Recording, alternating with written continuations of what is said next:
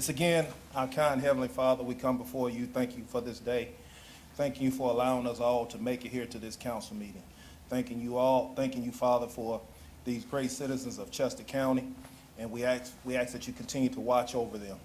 Lord, I come to you today asking you to watch over Mr. Bill Coleman, who is a partner to this county. We got news and word that he took a turn for the worst, and we know, Father, that everything is in your hand and you're in control. And we ask that you watch over him and watch over his family. And Lord, if you see fit, whatever you see fit, we ask that your will be done. Lord, I also come to you asking you to watch over my little cousin, Chester City Councilwoman Ursula Crosby's daughter, London Crosby, who was in a bad car accident Sunday. She's in Charlotte at the hospital right now, Lord. And again, I know that you are the one that we call on in times like these. Our family is hurt right now, Lord, and we ask that you watch over her, watch over this family, make her strong, Lord, and pull her out of this so that she can go on and live a prosperous life, Lord. These and all other things, Lord, I ask in your Son, Jesus' name we pray. Amen. Amen.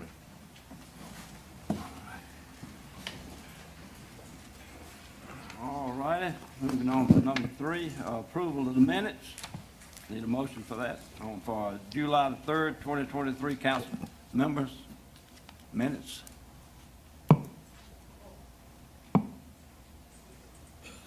I make a motion we approve the minutes of July 3rd, 2023. All right, need a second? Second. Second. All right, got a motion, second. Got any discussion? Hearing no discussion, all in favor, raise your right hand and say aye. Aye. Unanimous vote. Okay, under citizens' comments, we have several signed up for that tonight. First on the list is Mr. John Massey.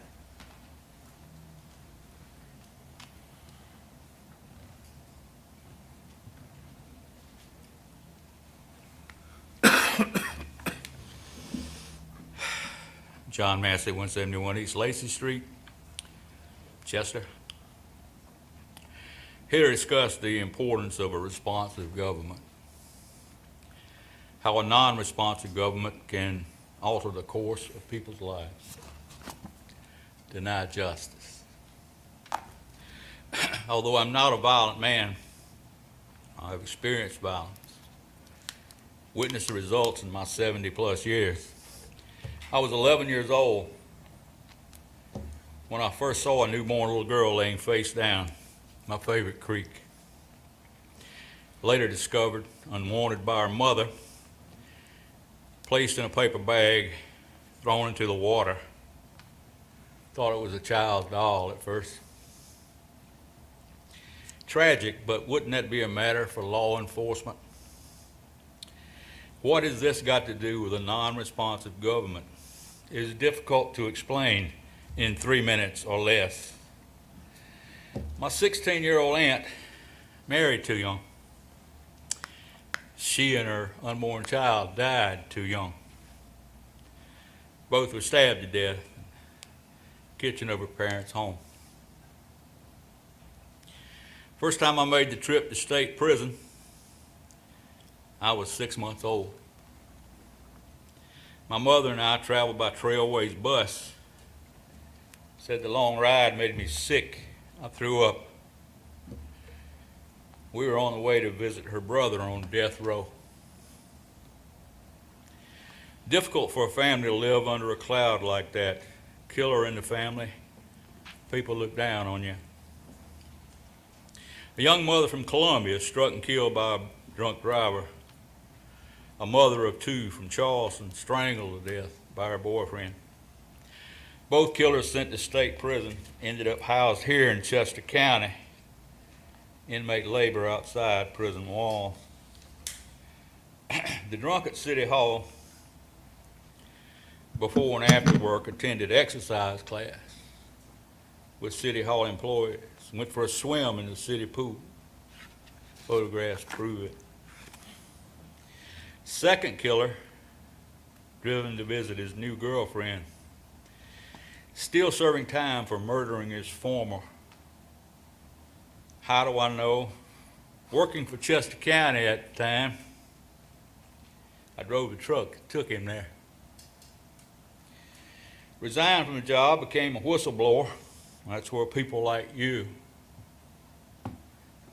come in, and some in local law enforcement. Being involved in this, rather than helping the government and the local cops, city and county, did not respond. Good old boys came after me. Forced silence didn't work. Documentation, eyewitness statement, proved it. Finally, 2 reporters out of Greenville, Spartanburg, did show up. Cover-up was exposed. Closing. I don't enjoy coming here, airing dirty laundry. But what we allow now will continue unless some of you change your behavior. Mr. Massey, Yes, your 3 minutes is up. really? Is that Yes. correct? Yes. Thank you for Probably your had this comment. time pretty good. It went fast, didn't it?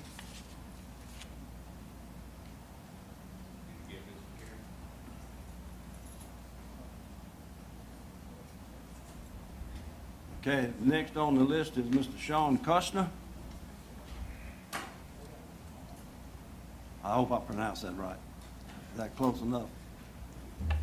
Yes, sir. It's Shaw, S-H-A-W, Custer. It sounds like a Q. Kuster? Yes, sir. Custer. Custer, like a Q-tip, Custer.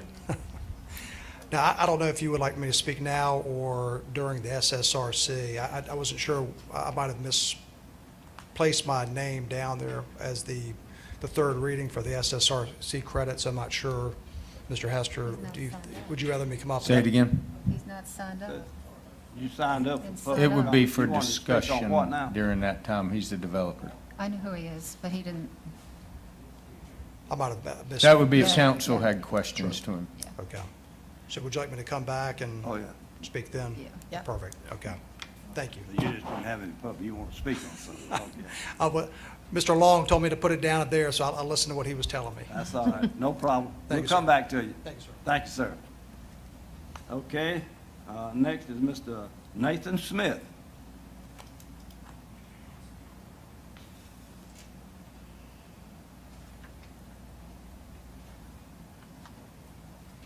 Most of y'all know me. I'm Nathan Smith, 3911 Wileysville Road in Richburg.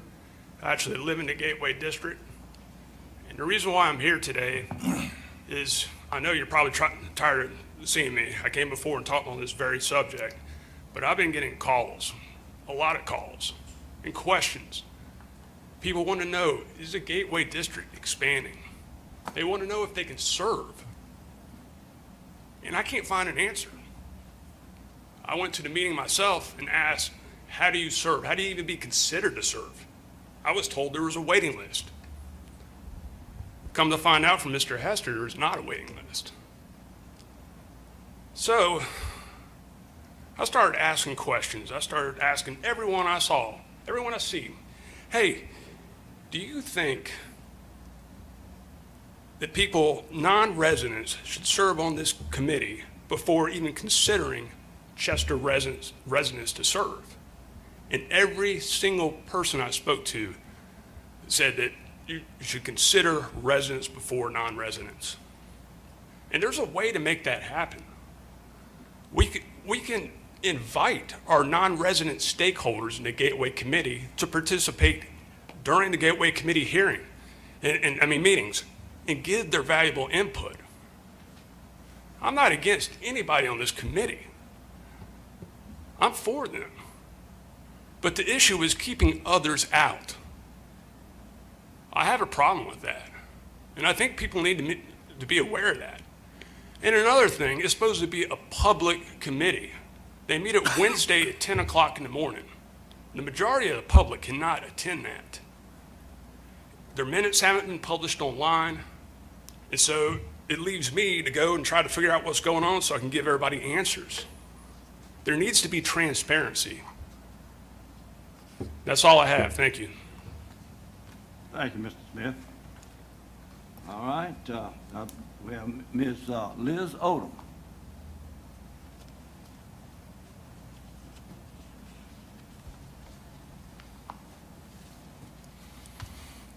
Liz Odom, 1235 Groningen Drive. My husband and I live and own a business within the Gateway District in Victorian Hills, and we've been here for 25 years now. Let me start out by saying there are many citizens in Chester County who would like to join the Gateway Steering Committee. So how are people chosen and how do they join the Gateway Steering Committee? When I asked Administrator Brian Hester, he told me to call John Agee, District 1 Council member. However, this is a committee, not a commission. John Agee should decide and truthfully shouldn't attend the meetings since the committee ultimately reports to the council, and his active participation along with other council members create an obvious conflict of interest. I'm not aware of invitations and advertisements being made available to the public, so joining is a mystery that shouldn't be. How does one attend a meeting? I ask because I'm not even aware there's a schedule of meetings being made available to the public. In fact, the last posted meeting agenda and minutes for the Gateway Steering Committee on the county website are dated February 3rd, 2021. That is almost 2.5 years ago. There should be prompt and detailed accountability to the public regarding when these meetings are scheduled, agendas, what ensued at the meetings, and any advisory suggestions proposed to state departments and county government, including council, the administrator, economic development, etc. In 2022 and 2023, the only information provided to the public about the Gateway Steering Committee has been via news and reporter stories identifying committee frustrations about lack of membership, inabilities to have a quorum, inadequate county assistance, and the desire to allow people from other counties to join the committee. One week there are vacancies and no one wants to join. The next week there is a sudden waiting list to join. It doesn't make sense. The perception is that the committee is cherry picking who they want included in their group without regard to what is in the best interest of all of the citizens of Chester County, and most importantly, those citizens who reside in the Gateway District. And now the proposed Enabling Act will create an official exclusionary practice by allowing new members to be appointed by existing members, thereby creating a lack of diversity in ideas, experiences, and demographic backgrounds from those living within Chester County. I hope County Council realizes that people who live within the Gateway District, as illustrated in the Gateway Master Plan, should take priority if interested. Who better to have thought and ideas than someone who lives there? Or perhaps you prefer a quiet, albeit impacted community. At this time, no one knows much about the Gateway Steering Committee, and it certainly doesn't have arms wide open. In conclusion, I believe the proposed Enabling Act does not benefit the public. It comes across as a way of keeping things going the same old way, selective and stagnant. Thank you. Thank you, Ms. Odom. All right. That's all I have on the list for public comments. We move right along into the public hearing, so I'd like to declare the public hearing open. And if anyone has, we don't have any, I have one, I think. Is that right, Ms. Shaw? You want to speak? No, he Huh? he Either? wants to speak on this. Oh, okay, he wants to, okay, on the third reading? Yeah. Okay. Well, let's just go ahead and, yeah, okay. Yeah, like I say, it's open, and the first thing on the agenda for the public hearing was 2023-16, an ordinance to amend the Chester County Gateway District Plan and Steering Committee Enabling Act. Anybody wants to speak on that? Okay, then we have B is 2023-17, an ordinance to amend the Chester County procurement policy.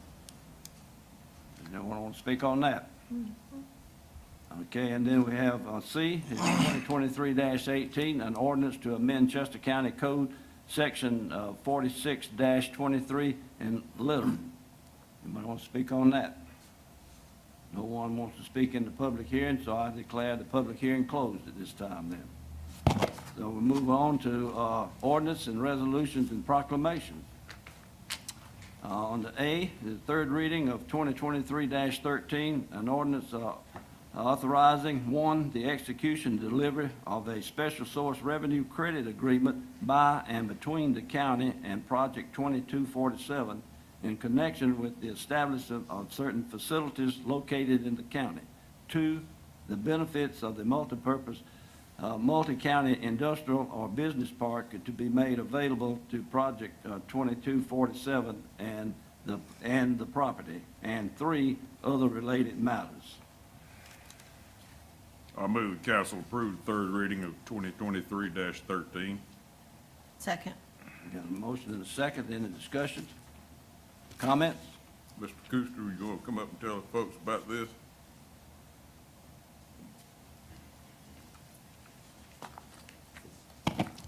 Thank you, Mr. Vaughn. Thank you, Chairman Branham and everybody up here. My name is Shaw Kuster with Kuster Commercial out of Fort Mill, South Carolina. We've been working on this project and another project as well in downtown Chester for a period of time, and I came before you, and Mr. Rogers did in the audience as well, our attorney out of Columbia, to work on this, and I appreciate the county and the city as well helping us get to this point with these projects. I don't know if you even want to pull up what we have sent to date over, but we've gotten our schematic design over. There's the Schlossberg Building, which is 140 Gadsden Street. It's the first of 2 projects that we intend to develop and adaptive reuse in downtown Chester. 11,000 square feet. It's 2 stories. We're looking to do an initial development plan of around $3.4 million. We are looking to start the project in late 2023. Should take about 12 months, but this should help start and continue the revitalization of downtown Chester. So, I can speak for myself, having visited with Councilman Guy, the projects you did up in Fort Mill, and I was highly impressed, have supported this idea ever since. well, thank you, sir. And thank you, everybody who I've had a chance to meet with and talk with on this project. Real quick, I'd just like to thank a few people to get us to this point. Is obviously Mr. Robert Long, Karen Hutto, who's in the audience as well, Susan Covis, Alec Oliphant, who first befriended me when I came down to Chester over a year ago, looking at a project, something like this, as well as Mr. Malik Whitaker, who's also in the audience, former Mayor Stringfellow, and also Mayor Carlos Williams. So I would like to just, again, thank everybody that's gotten us to this point. We're very excited. Our investors are excited. This SSRC will help us promote this project. It'll help the tenants going into it. It'll help further other projects that we hope to do and help to revitalize again Chester. So we're very excited about it, and I just want to say thank you very much for giving us this opportunity. We really appreciate it. Can I ask him Oh, a sure. question? Go ahead. Yes, sir. My 2 children live in Fort Mill, and you've done a wonderful job up there on Main Street. But is Mr. Williams and the town council all in agreement with what we're doing? And he's sitting here, so we're all going to be working together on this project? Yes, sir. Okay. Thank you, sir. Thank you, Mr. Agee. Mr. Kuster, are Yes. you, what other, I know you got your eyes on some other buildings in Chester County, Yes, sir. in the downtown Chester area, and in Chester County where Mr. Vaughn lives in Great Falls. We'd like to see some stuff done there too. Yes, sir. In that area, but what other, We're- do you have your, I may not, maybe I shouldn't ask you what other but do you have your eyes on other buildings in downtown? So I can say with conviction that we do have 115 Main Street, or the Kimbrell's building, also under contract with the Chester Downtown Development Association. And so we're quickly getting into that too. We're not a super large company. I mean, we have about 15 people in our Fort Mill office, which is large enough, but it does still take us a little time to get around to these things. And everybody has been busy with architects and engineers, but we are working towards that. That will probably be 6 months behind the Schlossberg Building or 140 Gadsden Street. I had a chance to meet with you in Fort Mill. Yes, sir. And like Mr. Vaughn said, I was very impressed with the work that you do. Could you kind of explain to the citizens how these buildings will be utilized and what the plans are for these buildings so that to bring some more excitement to the citizens about what you're Absolutely. doing? I can speak, especially to the first building, 140 Gadsden Street, is that on the first floor, we're going to have 2 commercial spaces, one of which is going to be the coffee shop for workability. You know, they've been working hard to do that.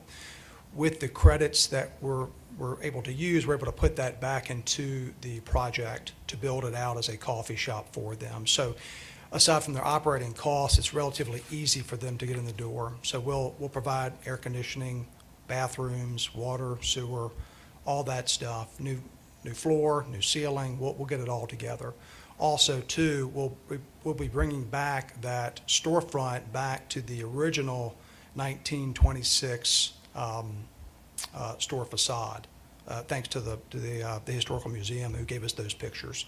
So we will go back to that with our architect and make sure we get, state approval from the Historic Preservation Office.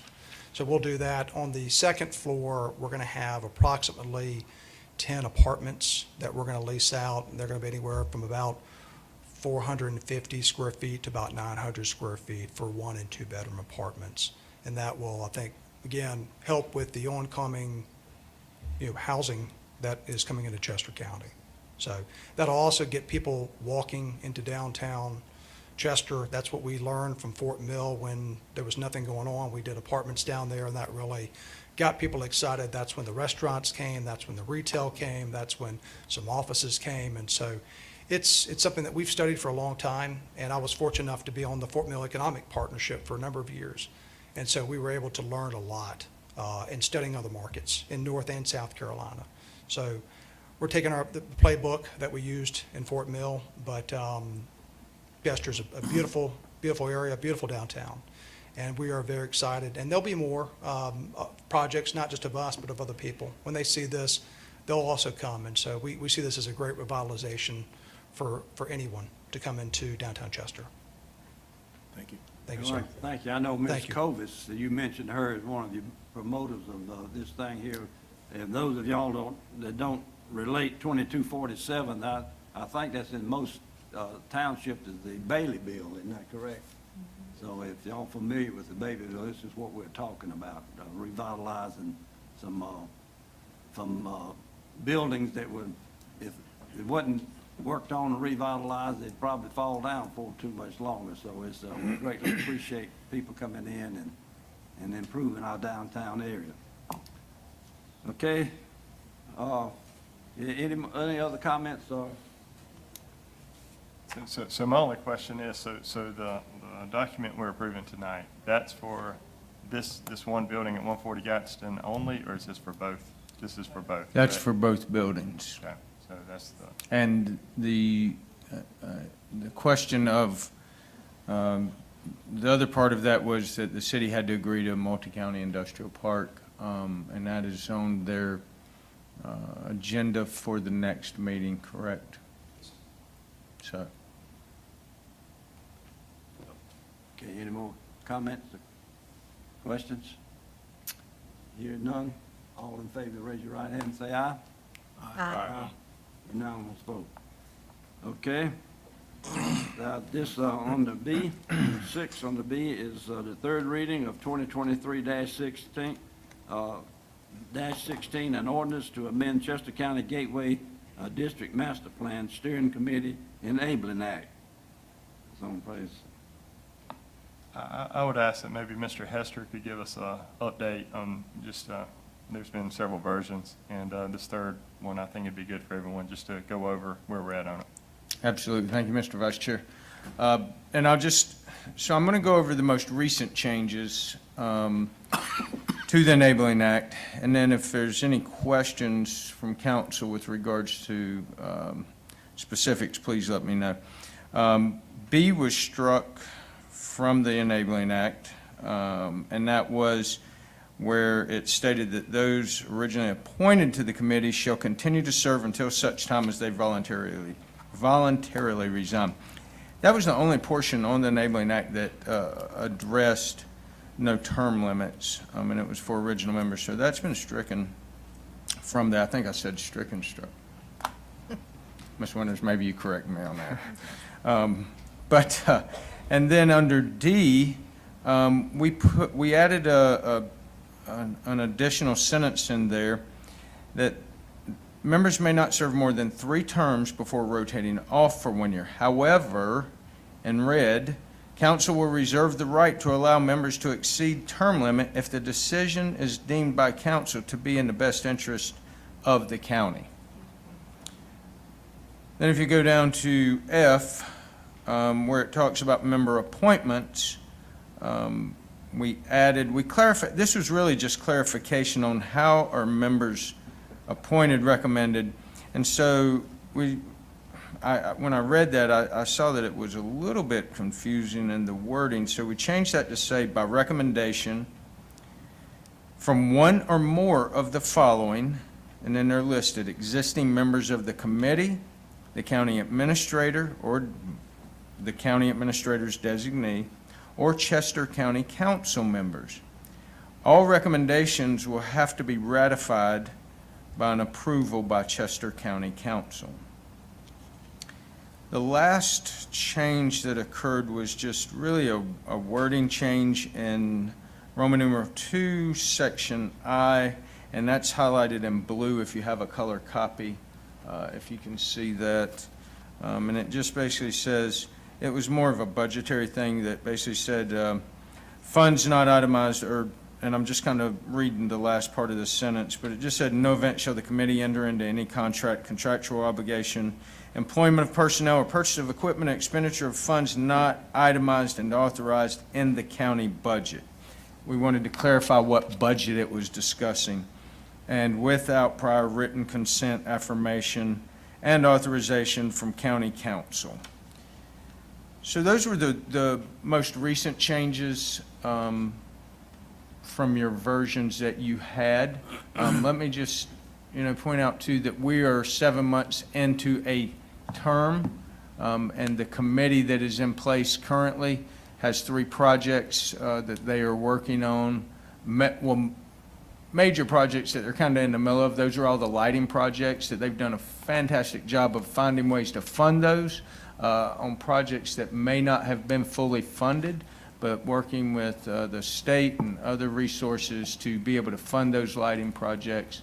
So those are in the midst of going on currently. Any further questions? Yes, sir, Mr. Mr. Killian. Hester, where do these members live on that STIR committee? Do they live in Chester?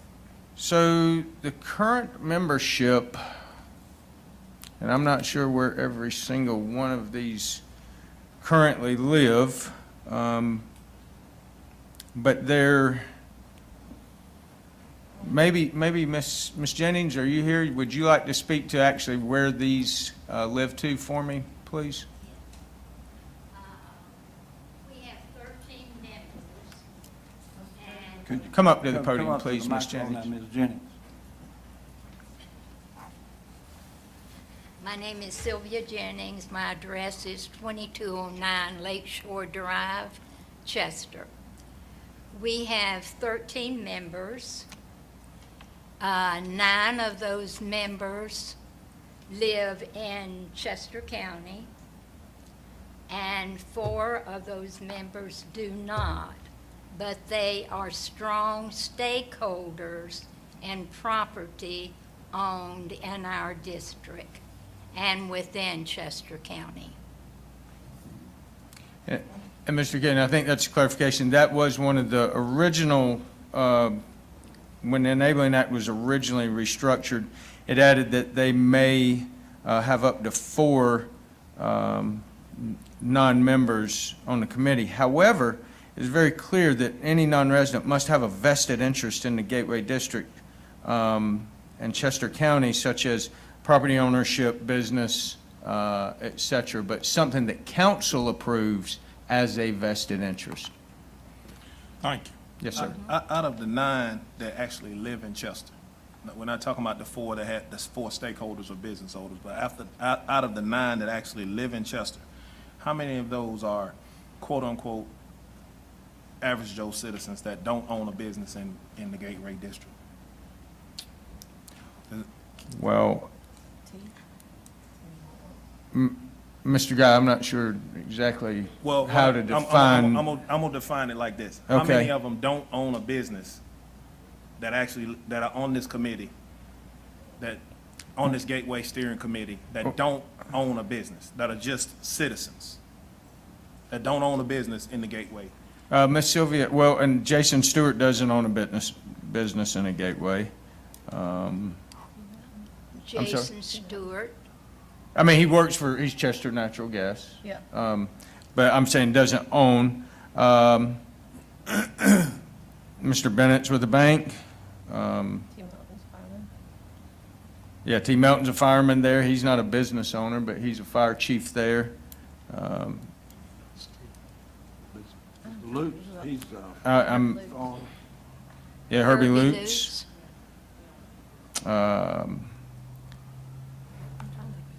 So you're answering my question. So out of the 9, we do have some that don't own businesses that are actually a part of this committee. That's correct.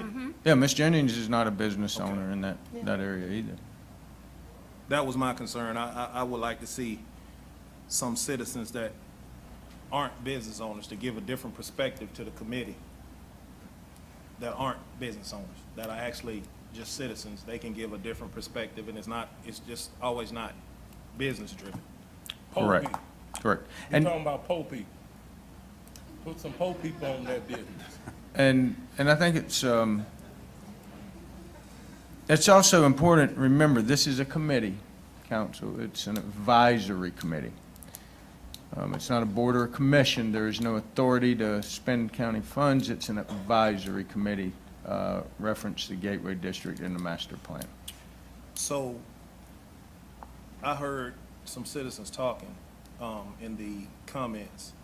So after, correct me or enlighten me, because I heard you say it, but I didn't quite catch it. 3 terms, 3 2-year terms, and then, so that's 6 years. Correct. So then after 6 years, the committee will determine if those people stay on or if they help me with that one. And that's a good question. Thank you. That does need a little clarification. So at the end of a 2-year term, each term is 2 years. So at the end of a 2-year term, members can be evaluated by the committee, the administrator, or county council on their effectiveness to that committee. We're saying that if they're effective and valuable to that committee, and the committee feels that way, the administrator, along with council, everybody's in agreement with that, and council ratifies that, then they can continue, they can be reinstated after 2 years 3 times. At the end of that, council still has the ability to continue someone else's service in the event that there's not a person that council feels is appropriate or can serve in that manner, and council wants that person to stay on. Council can still ratify that person to serve another term if it's in the best interest of our community in the Gateway District. Council makes that decision. Okay, what's the control mechanism to make sure that we actually know if this person is effective? You know, I heard you say can be, but how are we gonna know? Is it gonna come back before council every 2 years? Is it gonna come before you? How will we make that assessment if this person is really effective? And another very good question. And so one of the things that we wrote into the changes is that instead of reporting to the planning and zoning or reporting directly to council, the committee will actually report through me. And so I attend these meetings now regularly as well. So we'll ensure that the minutes of these meetings are getting to council and putting in the packets like, they should be getting done. And so also being involved in that, I'll have firsthand knowledge of what's going on. And so I make it a point that myself, as well as some of our staff, we attend each of these meetings as well. And so that's the goal, is to create that accountability so we know what the committee is doing, what they're working on. We have a say in that as well. And so it's, when I do have a list of the terms and how long people have served, and the fact that we're already into a term by over 7 months, as this is voted on, I would suggest and recommend that council would not only just vote to approve the new Enabling Act, approve or disapprove, it's council's choice, but also to decide if you recommend to keep the current committee as it stands because it's already into a term. Let me Ain't say no one age thing. limit on it. Oh, excuse Say it me. again. No search age limit on it. A certain age, you get a certain age, you need, You need to go home. No, sir, we do not have an age Discriminate. limit on it. Can't do it. Can't discriminate by Nah, it ain't that, it ain't No, sir, we- discrimination, but you gotta get people effective, you gotta get young people on these boards to get this stuff moving forward. I'm sorry, Mr. Killian, if you're No, I'm not talking about you, I didn't call your name. But let me tell you one thing, as far as the people that serve on this committee, that are non-Chester County residents, I think Mr. Bruce Brumfield has a very strong focus in Chester County. He's been a strong supporter to the districts and donations and other things. Mr. Hal Crenshaw is a very strong property owner in Chester County. Mr. Bhavin Patel, his dad was the first person to come to our area to set up any business or anything, and had enough faith and confidence to do businesses there and have continued to do business there. They own the new Holiday Inn Hotel. Motel over They there. own the BP. They own the grocery stores that have numerous other tenants in those stores. And who did I miss, Bobby? Like that was it. And we have really good people on there that have worked to do good things in the community. And they're doing their very best to provide for Chester County. Mr. Hester, I do have one more question for you. It was brought up earlier during citizens' comments about public notice of meetings. In this ordinance, it talks about having it posted in the newspaper 24 hours in advance. Not sure, has that been happening? And is that going to happen going forward, as well as, is it also posted on our website, notice of meeting?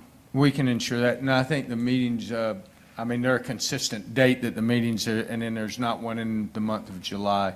I think that we can make sure through the chair and the secretary of the committee that the meetings are posted the way they're supposed to be posted.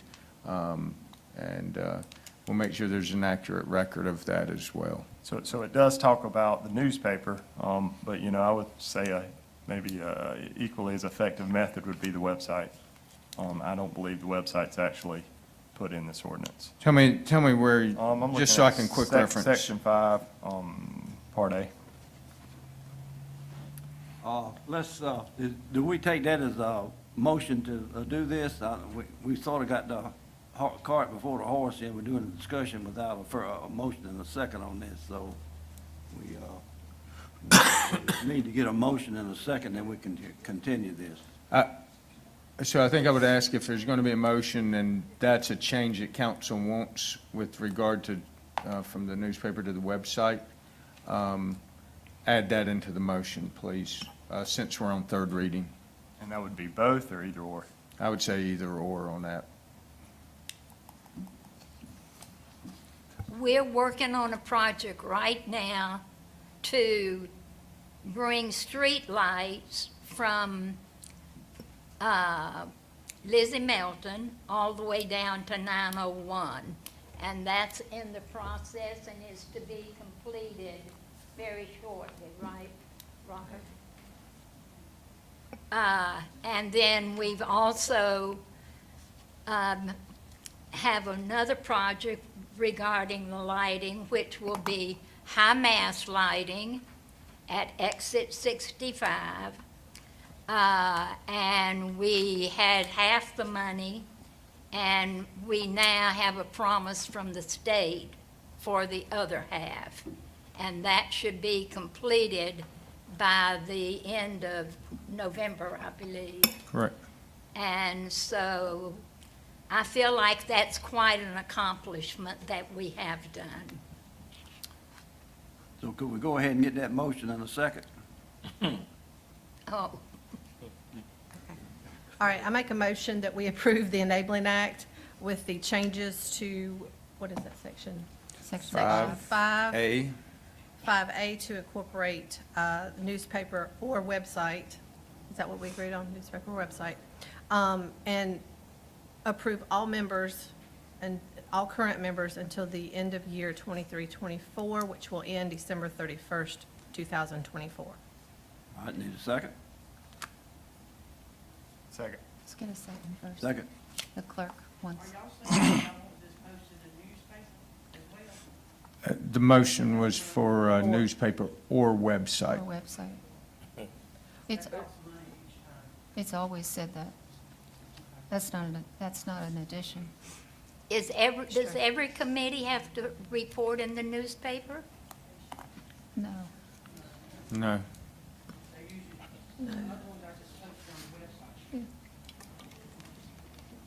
Well, Ms.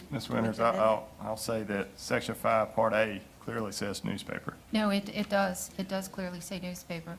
But we can change that to just the website if that's the wish of council. And that's what that motion just did. I guess it gave an option either or. Yeah. And I would agree. She did. To save money, the website seems like a good option. And faster. True. All right, Ms. Mosley made the motion. Did I miss a second on that?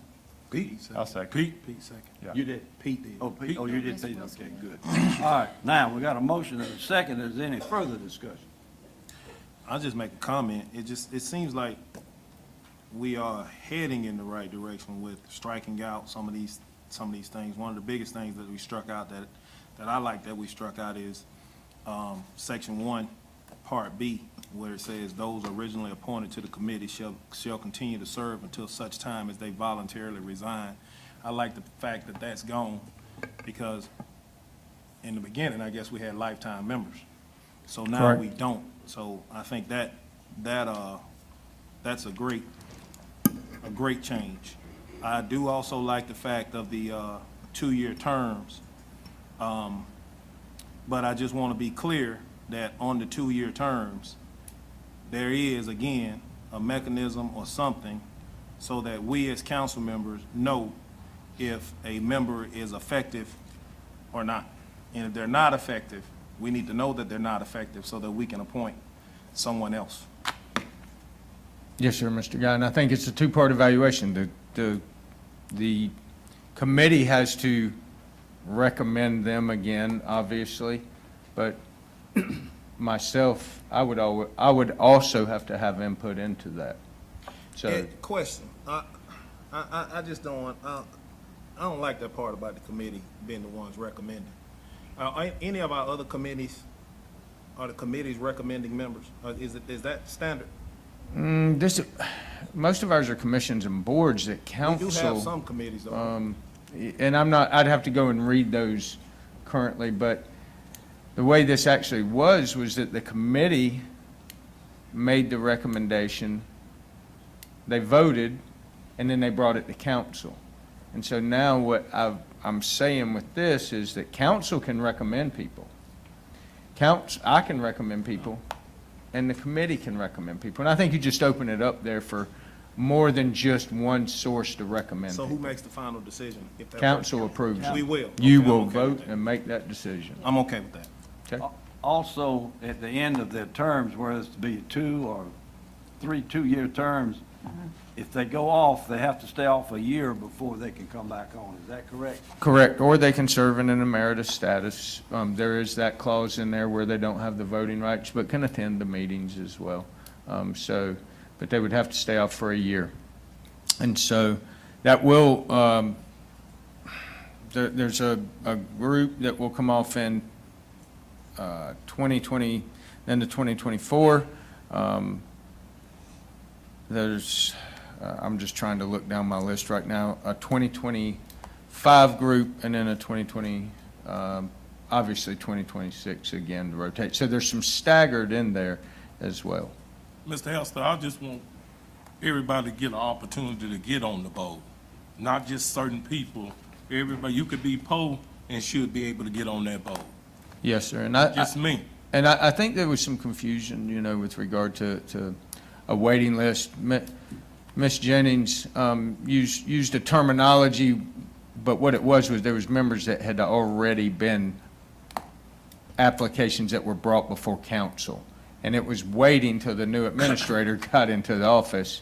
And so while it was waiting, it wasn't a waiting list. Thank you, sir. I have a question about Section 4C. This is one of the most critical mechanisms for us to have oversight, and it's talking about us receiving the minutes for information at the next regularly scheduled county council meeting. Ms. Jennings, do y'all have a mechanism set up so that happens Yes. at every meeting? Mm-hmm. Okay. 'Cause I looked for the minutes when a lot of these discussions first started, and they were sadly lacking. Yes, it was. Thank you. Yes, it was. Any further discussion? To Mr. Vaughn's point there, I would ask that our administrator would make sure, Mr. Hester would make sure that those minutes are flowing to council and that they're complete and timely.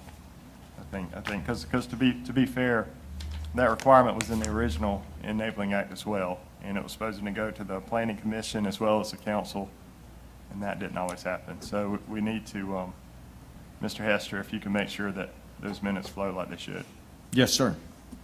Well, that was also due to the fact that we did have someone from,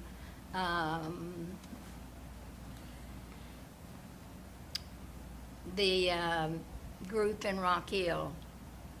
The COG, yes, ma'am. COG. Yes, ma'am. Yes, the COG. Yes, ma'am. And they were handling that, and then there was another change, and Carlisa was handling that, and so we've had several changes in the actual activities there.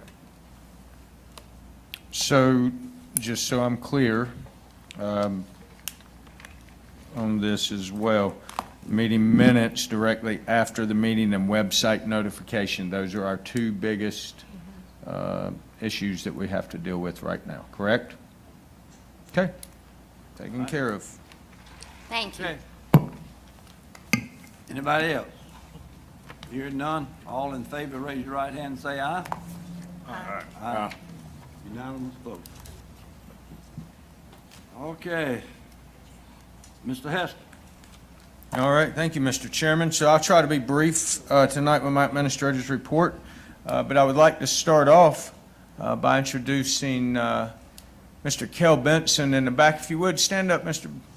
Benson. He is Kel, I'm just going to use his first name.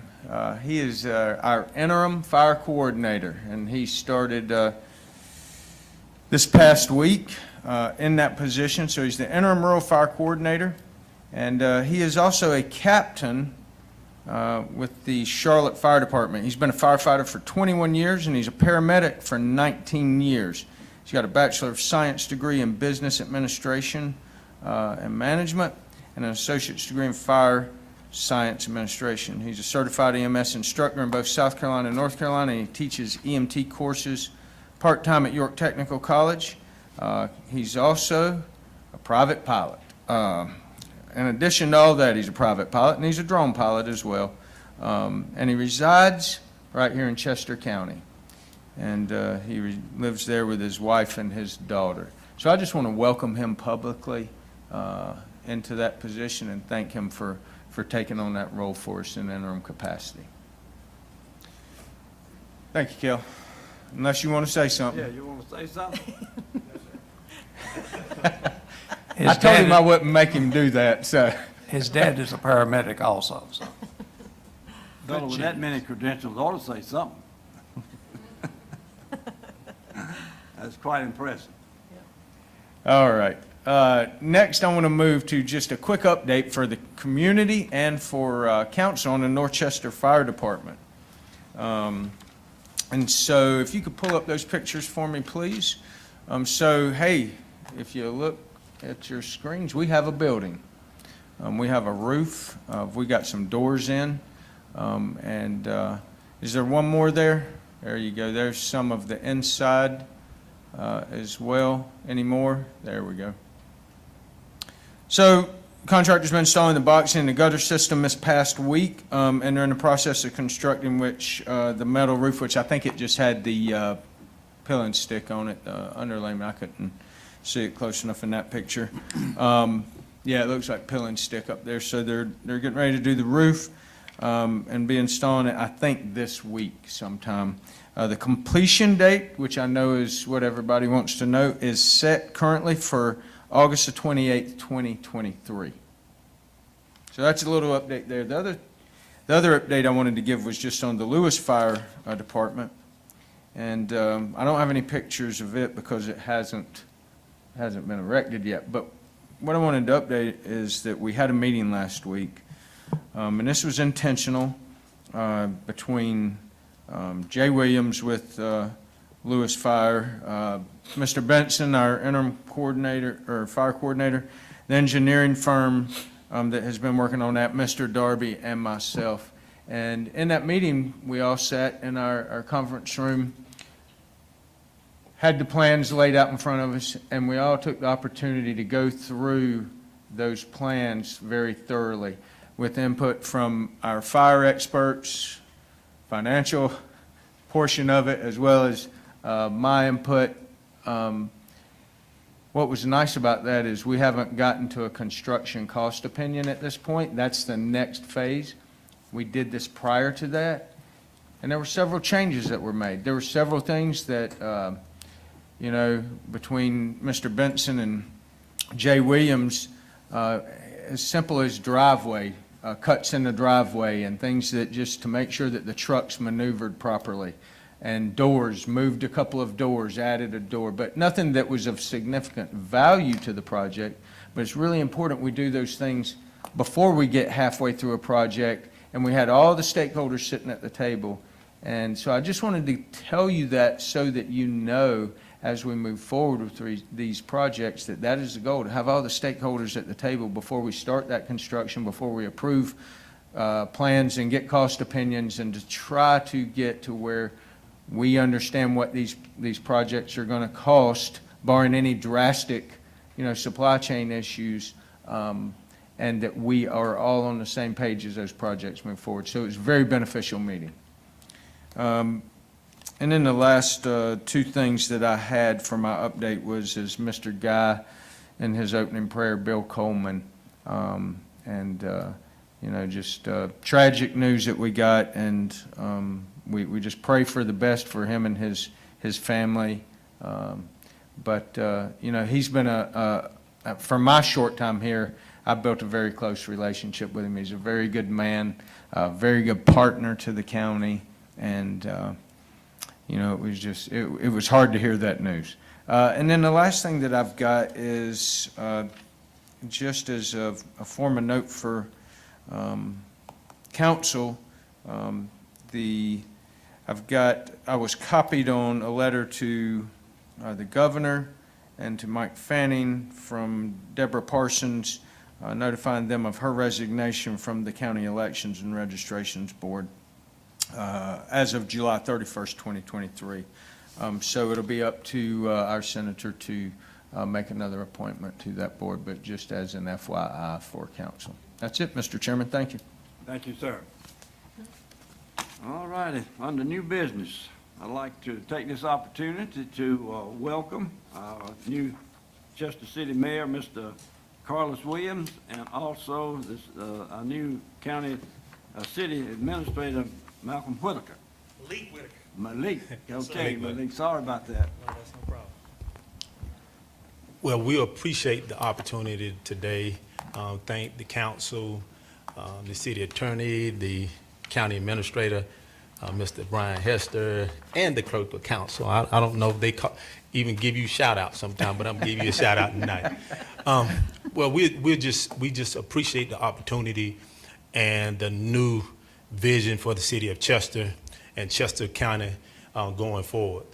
It's a lot of activity in the county. Not only in the county, I can say in the city of Chester. I know the city have had challenges in the past, and we're going to continue to have some. But looking forward is a brighter day and a new day. And I'm going to give you a little update of what I'm talking about. In the past month and a half, 2 months that I've been elected, I've attended many meetings with different investors and developers, and also Mr. Kuster here, that moving the city forward is vital not only for the city of Chester, but Chester County, because the city of Chester is the county seat. The historic buildings in downtown Chester is like no other in our area. You can go across the state, around the state. I meet with a lot of state, local elected officials, they speak about downtown Chester because how it looks and the historic nature of its buildings and the architectural designs that we have in the city of Chester. And I can say that being elected and having a city administrator that have the same vision and drive, because these things just don't fall in your lap. You have to work these things. And when you have new investors and developers coming into your community, they want to see that the individuals in leadership are receptive and willing to work with them. And so what we are doing in the city of Chester is streamlining some of those hurdles that these investors and developers are or had in the past coming into the city of Chester. So we want to streamline those things to make it, I'll say, a welcoming city for those investors and developers. And not only those, but entrepreneurs that's coming into our city. Now, if you go downtown Chester now, 2 years ago, it looked totally different. Now you have Wild Bees, you have the Hillside Restaurant, you have other shops and vendors. You know, Gene's Restaurant's been there. You have Diane's Kitchen on the other side of downtown Chester. And that's the thing that we want to continue to see. We want to continue to see that growth in downtown and in the city of Chester. And I can tell you, what we as a city and as a county, when I say community, we're one Chester. We're too small to be working in silos. I've met in Great Falls already.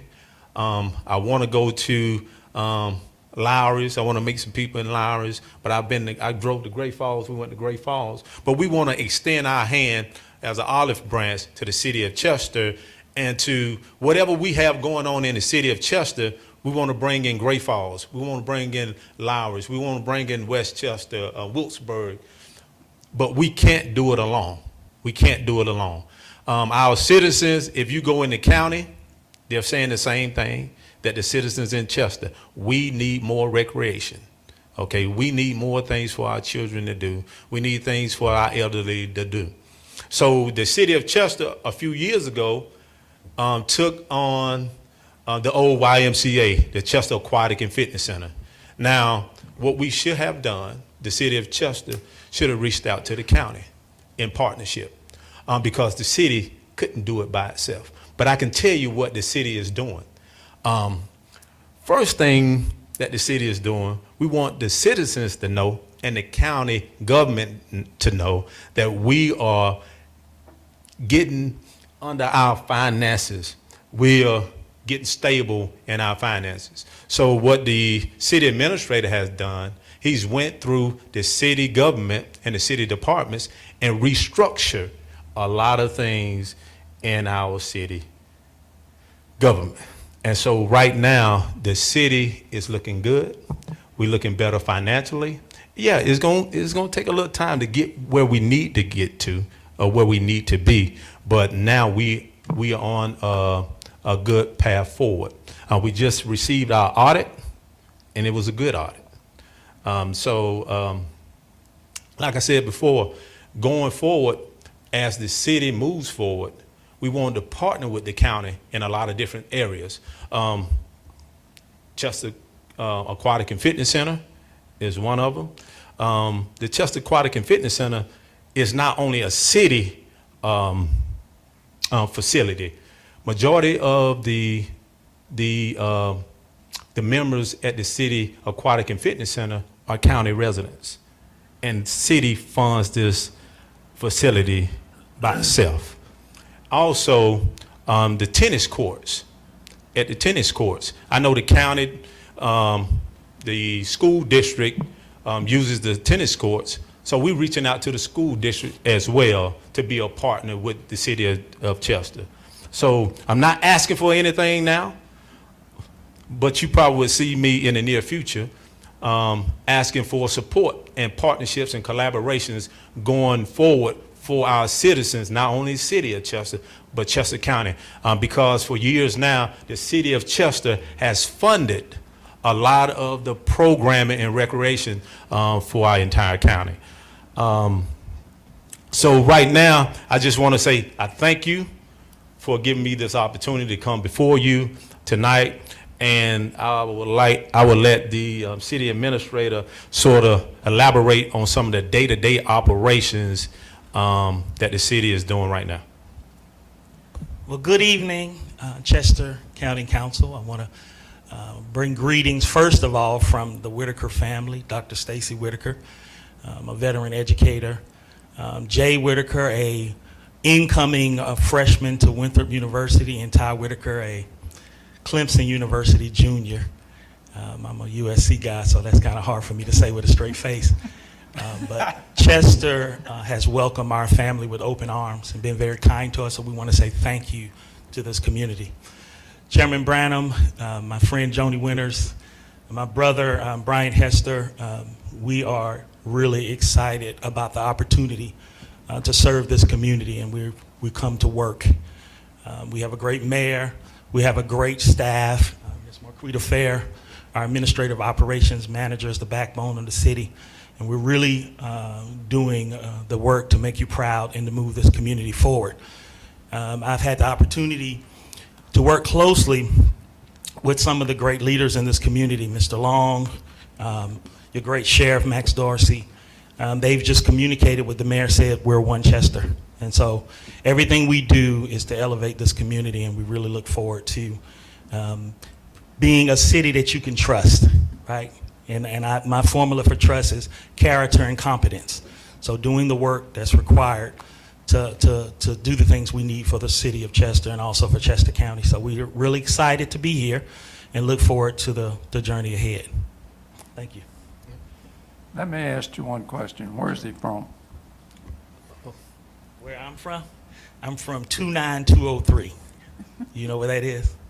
I went to Eau Claire High School. I'm from Columbia, South Carolina. What part? North Columbia. That's right. I worked on Bull Street, so I mean. Gotcha. And I worked downtown for many years, but Chester has really been fun for us so far, and so we're having a good time. I'm just enjoying it, but I'm a Columbia guy, but now I'm a Chester guy. How about that? How about that? All right, Go ahead.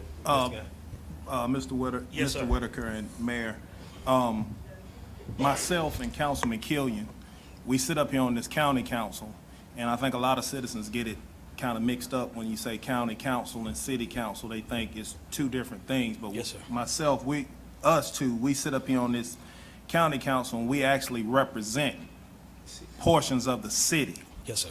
So whatever goes on in the city is a concern of ours as well. I Yes, sir. actually live within the city limits, and so does Councilman Killian. So we Okay. get a lot of calls about things that are city-related. Yes, sir. So I said all that to say that we have a vested interest in the city as well. So anything that goes on in the city that you may need Yes, sir.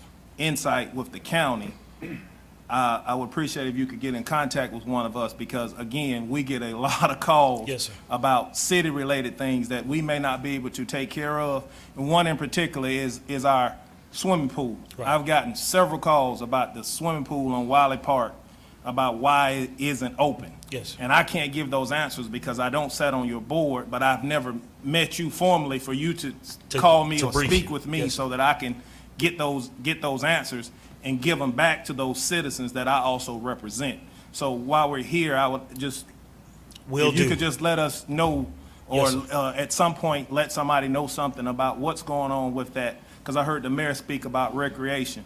and we're getting I am getting calls about that. Okay. The pool in Chester and why it's not open. Yeah, I can speak to that. And one reason why the pool was closed was during the COVID and not being able to get the adequate amount of lifeguards. And the city newspaper and CN2 News came down and did I think WSOC TV out of Charlotte also did a regional report or study on that. And it wasn't only the city of Chester or Chester County, it was a regional issue in Mecklenburg County, where Mecklenburg County had to close so many pools. But the issue for the city of Chester, lifeguards was one. But another issue is we're getting an assessment of the pool of repair and to be replaced. That's what's going on right now. And we will see by next year the outdoor pool for Wiley Park will be open. But right now, the assessment is going on for the repairs and possible replacement of that pool. Matter of fact, I'm glad you did ask that question, because I was out there with someone that cut the trees back. I think his name, Mr. Chris Cantrell. I was out there. I walked the entire Wiley Park from the back to the front. And we had a lady there. She was from Charleston taking pictures. She said she never saw that pool before, and she said she rode through Chester many, many times. And I gave her that same exact answer. But yes, we spoke about it at the last, I think, was it last meeting? Yeah, committee meeting, that we're getting an assessment on repairs and possible replacement of that pool right now. But I wanted to say, when you talk about recreation, the Aquatic and Fitness Center do have a pool. We have an indoor pool right now, and we did receive $500,000. I'm glad you did bring that up, so I can go into this. We received $500,000 for the roof of the building, and I want to thank House Rep John Richard King and Annie McDaniel for those funds that's coming to the city of Chester. And also, I'm telling you, we working on a lot of things that I wake up in the middle of the night or early in the morning, I give him a call. He said, man, you full of ideas. I said, but these ideas are going to be executed, all right? These ideas are going to be executed what we haven't saw in the past. When I talk about the building, it was brought to us over 2 years ago to start a 501c3, right? And so I pitched it to him. He heard it again from Susan Covers in a meeting. Guess what?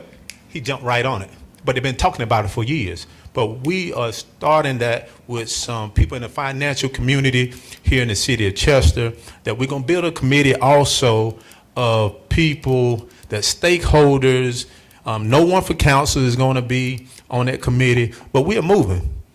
It's some things that you can see and some things are unseen that is moving in the city of Chester. And I can tell you, in the next 3 to 5 years, the city of Chester will not look the same. Now, we're going to still have that small town feel, but we're going to grow inside out.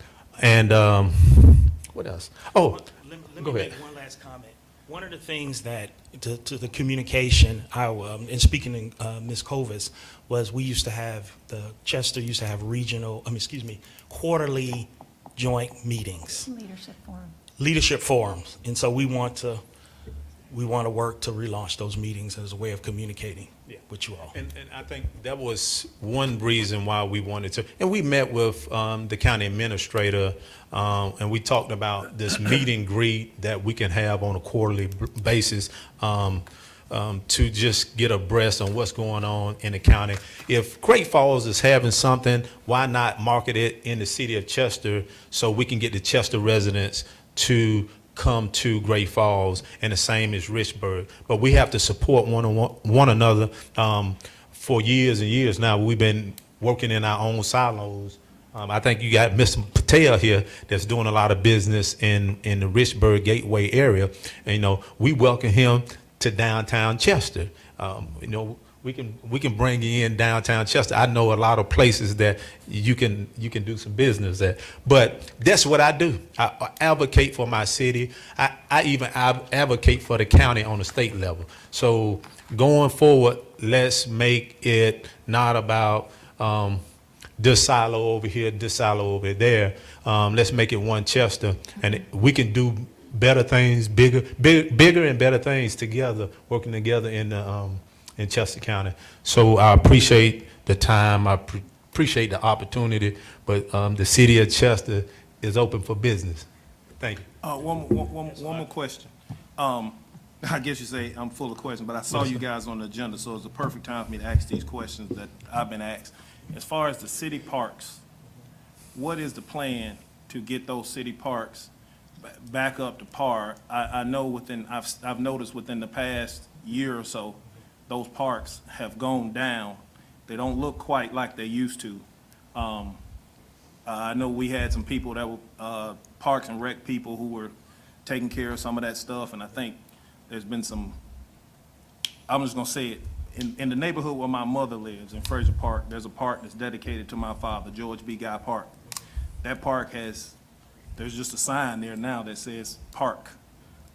Nothing's actually being done with that, and then there are a few other parks. Is there a plan, do you guys have a plan to bring some beautification? And I know that's the next item on our new business, downtown beautification project, but do you have a plan to bring back some beautification to some of these parks in Chester and get them to the kind of how they was a couple years ago? Most definitely. I'll tell you this. The city of Chester really have too many parks. We have 8, 9 parks within one. We got pretty much in every neighborhood. I know someone referred to the park in Richburg. Richburg have 1 park.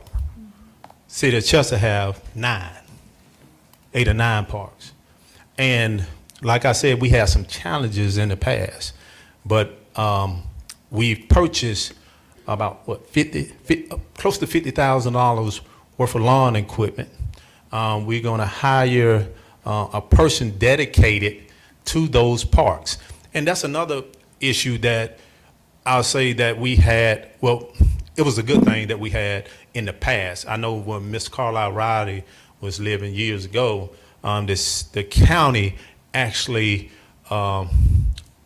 was taking care of, I think, Joe Collins. This was many years ago. And somehow that relationship faltered, and this happened a few years ago. I mean, about 2 or 3 years ago. This relationship faltered, and then we got this humongous water bill. We didn't take care of it. The county did. You know, so we want to foster that relationship, get that relationship back in good standing, and I don't know what happened, but that's why we are here. We are looking forward. We have plans, everything that you can think of. If you ask me, I got a question, I got an answer for it, because we think everything that you have been, what you asked me, I've been on it. But we have to go through the necessary processes to make sure those are happen the right way. I tell you, a lot of people can just cut grass. I walked downtown. Miss Winters saw me downtown. I was with Duke Energy. There's a lot of things that I see the average citizen may not recognize or may not look at. I look at lighting. So we had Duke Energy come in. We're going to replace all the lighting downtown in the city of Chester. You see someone cutting grass. I want to see that grass manicured. I want to see it edged. You know, I want to see you pick up the paper before you put the lawnmower on top of it. But we hadn't been seeing that. So that's the type of individual that we was intentional about how the job description was going to be, to make sure that that person edged everything, make sure that person pick up paper and not just cut the grass. So we had a lot of grass cutters in the city, but we didn't have people that manicure and take pride in the type of work that they were doing. And so we're looking for that person to put that pride back in their work, you know. and have that good work ethic. So that's what we've been missing for years in the city. A lot of people cut grass, but a lot of people can't take care of it. But you also got to understand this, Mayor. You got to pay people. You got to give people money. You pay people and treat them right, they'll do a good job. Yeah, and that's another thing that we've been talking about in the city. Just like with the police officers, everything that you're saying, we've been addressing. Like I said, I got an answer for every question. Our police chief came to us about retaining officers, and that's not just a city of Chester issue. That's a county issue. That's a state issue. That's a nationwide issue. It's hard to retain officers in the country today. We just voted to raise our starting salary from $33,000 to $41,000, or $40,000. So for a tax base that the city of Chester have. See, a lot of people, I can go on and on. You keep asking me questions, I keep talking. Okay, so let me say this and have the community, the citizens of Chester County to understand.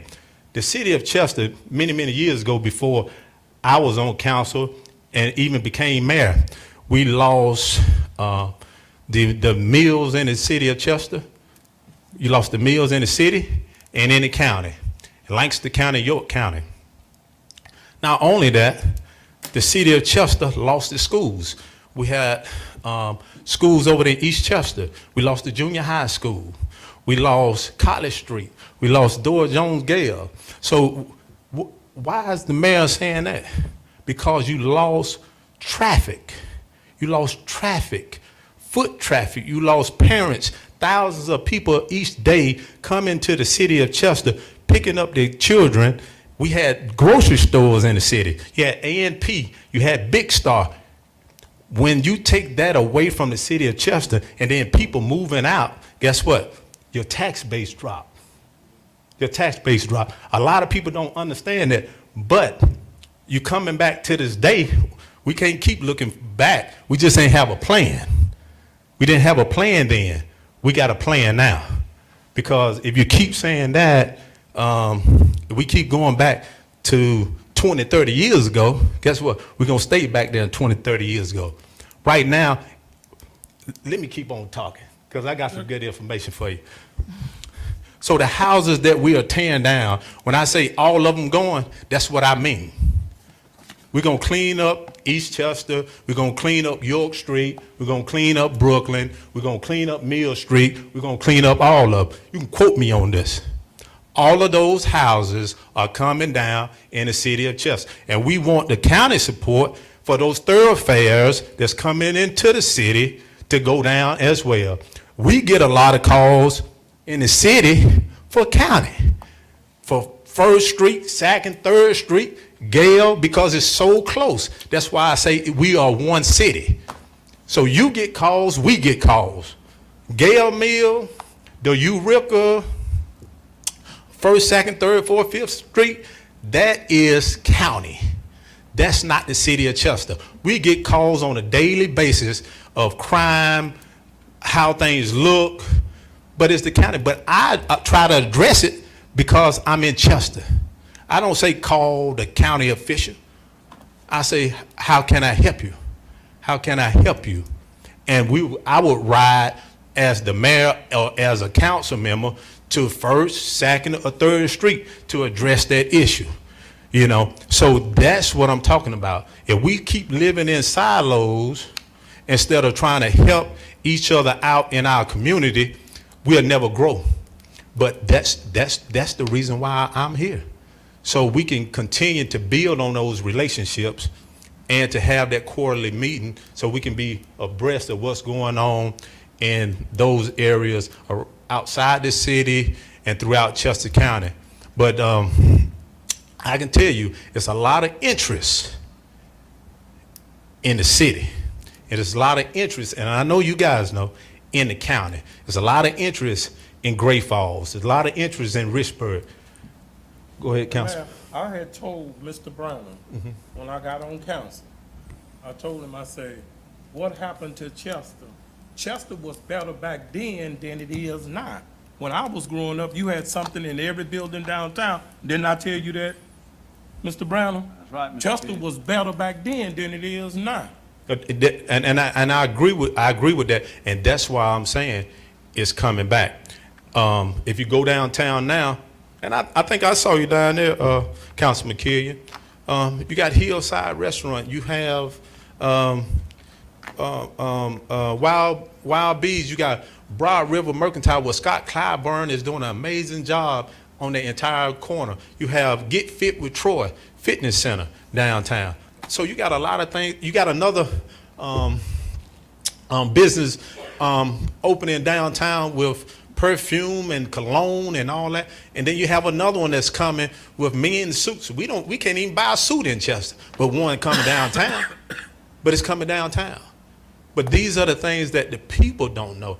But what I wanted to see as a citizen of Chester, I wanted to see the people from the Chester County or the citizens in Chester to be able to come downtown and purchase a building. When those buildings when nothing was down there, I was giving investment tours with former Councilwoman Angela Douglas. We gave about 20, 25 tours. But you know what a lot of people in Chester said? Oh, there's nothing coming in Chester. But you know the calls I receive now? Is a building open downtown? That's the same person I showed the building to, but they wanted $15,000 for. Now you can't get the building for $15,000. It's going to be $100,000. You know? So what I'm saying is this is not new for me. This is not new to me. I was doing this 7 years ago, taking people on investment tours downtown, not only in the city, but outside of the city into Chester County. We got a lot of opportunities that are here and a lot of opportunities to come. And I'm the person, I think I had the right person as city administrator to catch hold of those opportunities and make them happen and execute on those opportunities. So going forward, there's a lot of different things that we can do to make the city more profitable, bring revenue in the city. Those vacant lots, when I said demolition of those properties, what the idea I brought to the city administrator, I said, and I came to the county. I didn't speak to the county council, but some of the property that we are tearing down these houses or the city own, we are looking to build back. The city is looking to build back on those vacant lots and sell those properties back, and that revenue come back into the city. You know, this is nothing new, but it's new for the city of Chester, and it's new for Chester County because it's never been done here before. I want to bring that revenue back to the city of Chester, and we're gonna make it happen. I even came to the county and I spoke to Dunny Wade. I just pitched it to him. The property, like I said, I can talk for days because there's a lot of things that I think of and things to bring revenue to the city that's going to grow and bring back the city like it used to be. Is we need to build a rainy day fund. What's the quickest way we can do that? You know, 65% of the city of Chester is on homestead exemption. Do y'all know what that is? That's so majority of our residents in the city of Chester don't pay full taxes. So it's a lot of things that come with not having the resources in the city of Chester. But when I say thinking of innovative ways to bring revenue back to the city is building these homes, that's one, on these vacant lots and bringing that revenue back to our city. So I'm gonna end right there, but I appreciate everything. But when they start asking questions, I told you I got answers for everything. It might not be the answer you want, but I'm gonna give it to you. Well, if I can follow up for just a second, kind of follow you a little bit, Yes. Mr. Guy. don't forget about your at-large person, too. I'd be happy to come and help and have another a voice or opinion. Because I right. care about Chester, too. I care all the municipalities, everything still falls under myself. So please keep me in mind as well Okay. for anything future.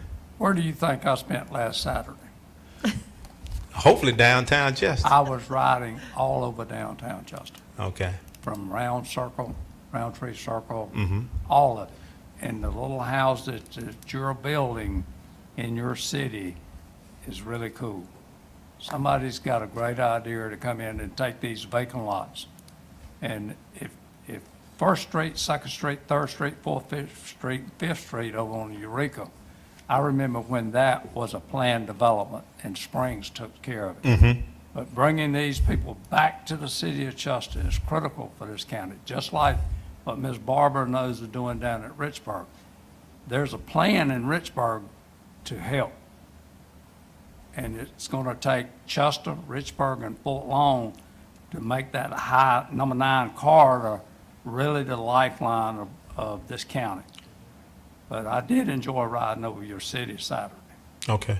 Well, we appreciate it, and like I said before, I'm excited because I get calls. People want to help. People want to partner. I'm talking about all walks of life, whatever they can do for our community, and I don't care who do it.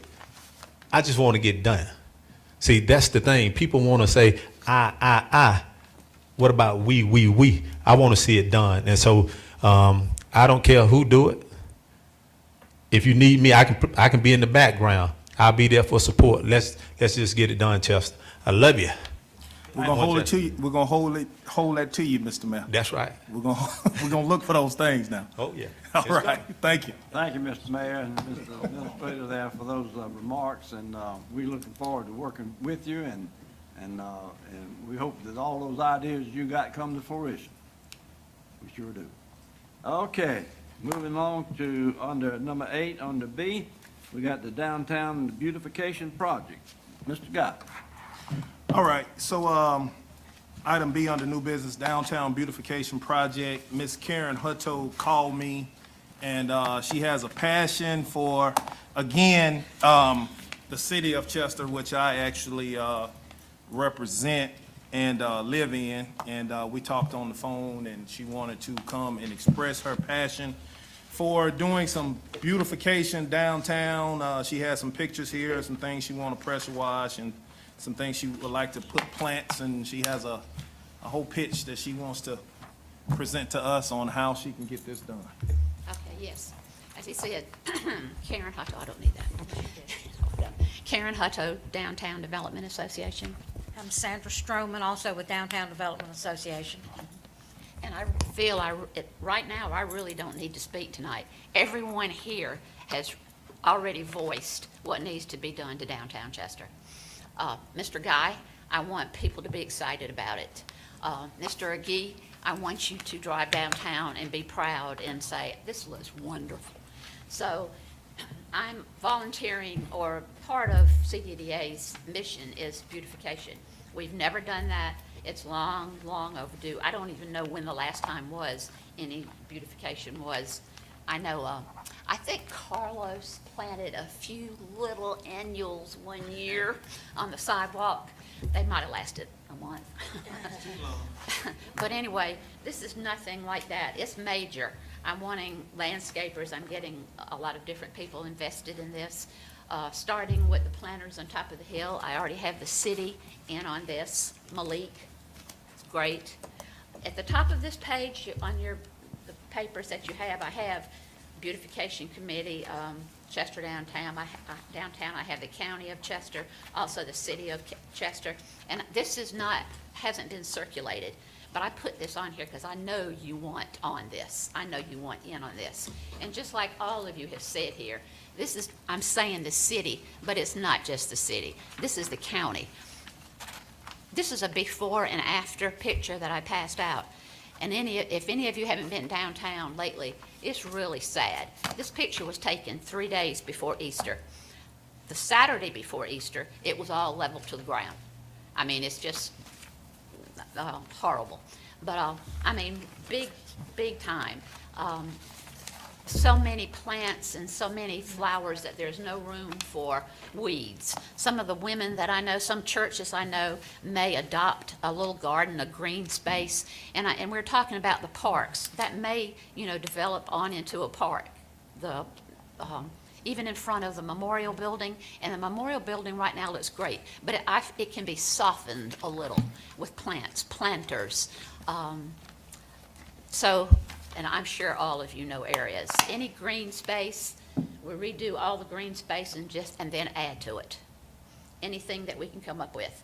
Benches, and I also put on here, and I'm sure all of you are familiar with different people donating in memory of, in honor of benches, a brick. The other picture that I have, the after picture here, is Lake Lure. It's Lake Lure Flowering Bridge. I don't know if any of you are familiar with that. This is a bridge that the people in Lake Lure adopted, but it looks a lot like one of the planters in downtown. So that's my little speech. Is any questions? What I'm asking of you, I would like your support financially, of course. It's going to take a lot of funds.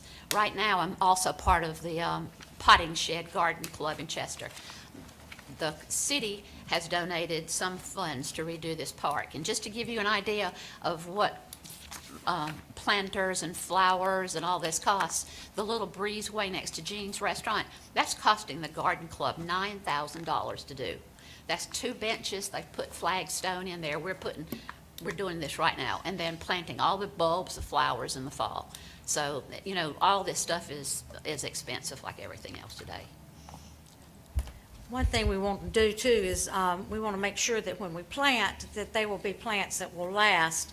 We're going to do a lot of bulb planting that come up year after year. So we'll have lots of perennials, not as many annuals because you have to replace those over and over. And Karen's talked to a number of people about maintaining these garden areas in our city. And we've had a lot of people say, oh, I would love to just come down in the afternoon, whenever, and weed some of the places. Well, I'm glad they are, because that's not my deal, but a lot of people will volunteer to do that. People enjoy gardening and also want to see Chester look like some of the other cities. I don't know how many of you have ever been to Hendersonville, North Carolina, but it's absolutely gorgeous. They have all these planters, they have lots of flowers, they've got hanging baskets on the light poles, and it's just beautiful. And they also have the plates where somebody has donated in memory of or in honor of or whatever. And we really would like to get a project like that going so that we can actually get people in the community involved and actually help and pay for it, not just coming to council with our hands out and say, will you give us some money? Of course, that's nice too, but it will probably take more money than y'all would be able to start off with giving us. So we want to get everybody as involved as possible to make Chester beautiful again. One of the things that I am really for is long-term maintenance. I know I talked with Reggie, and he's saying, okay, if this maintenance is not kept up, everybody's going to be coming to me. What's wrong, or why isn't this done? From what I understand, he doesn't have the manpower to take care of what he has to take care of now. We're going to take care of long-term maintenance. That's one of the biggest problems, I think, in the past. A little bit of landscaping has been here and there, but then it's left, and then maintenance, put it blankly, they don't know cabbage from a flower. And they come in and because they've dug up some of the plants that I've planted before. So it's long-term maintenance. I think that's probably the biggest need, and that will be taken care of. Not with the city, an outside person come in and take care of that. See that it's maintained, all of it. And the areas that you're talking about doing this is just basically like Gadsden, Main Street around the We're going to courthouse. like start that. with up on top of the hill where the planters are. Malik's already having the sprinkler heads, which I was really surprised there's sprinkler heads in all of those flowering and all those beds. So they're being replaced right now. Then pressure washing, so we're going to start there. Whatever bench is there and go all the way down the hill, down through town. After that part, any green space that you see in town. And then if it leads into something like the parks, that would be great. What if we were to figure out a way where the county could adopt a section and get with Mr. Hester? That would be To great. see if we could Let me use tell some you- of our resources to adopt a section to help maintain some of that.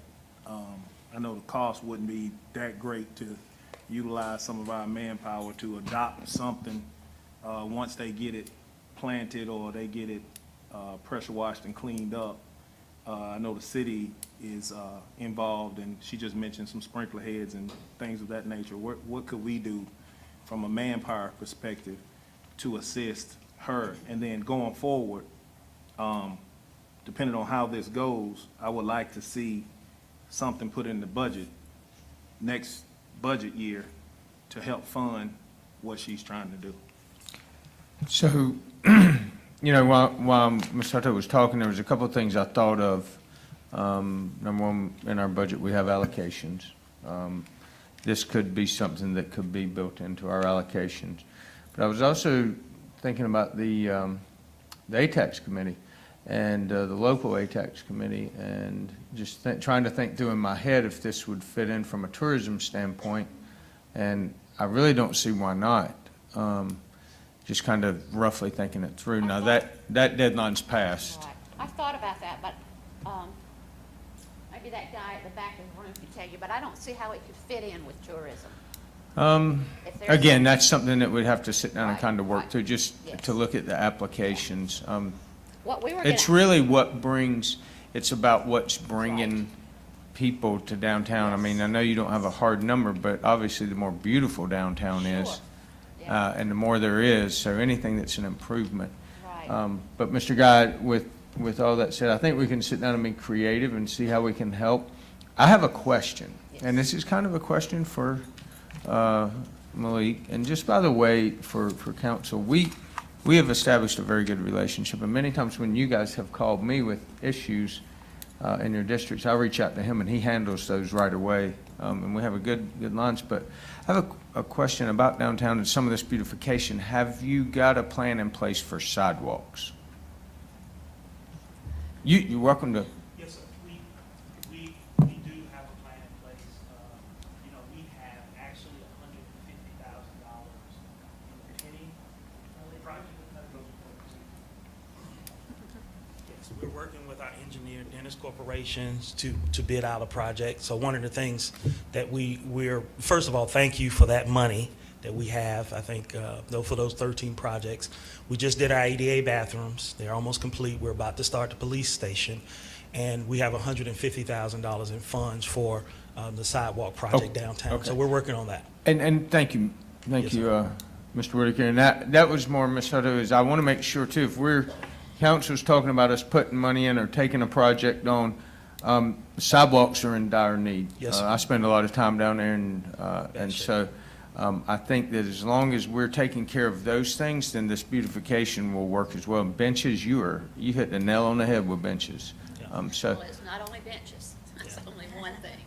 Yeah. So, Yes. but I do agree that would be a great addition. So I'll definitely work with them, Mr. Darby and myself, and see what we can do for this year. I think going into next year, if we would have had this conversation 3 months ago, we'd probably be in a much better place right now for it, but I'm sure we can figure out something. Yeah, so when Ms. Hutto called me, it really stood out because when you really think about Chester, and we represent Chester County, but when you really think about Chester and someone comes to visit Chester, they come into the city of Chester. That's right.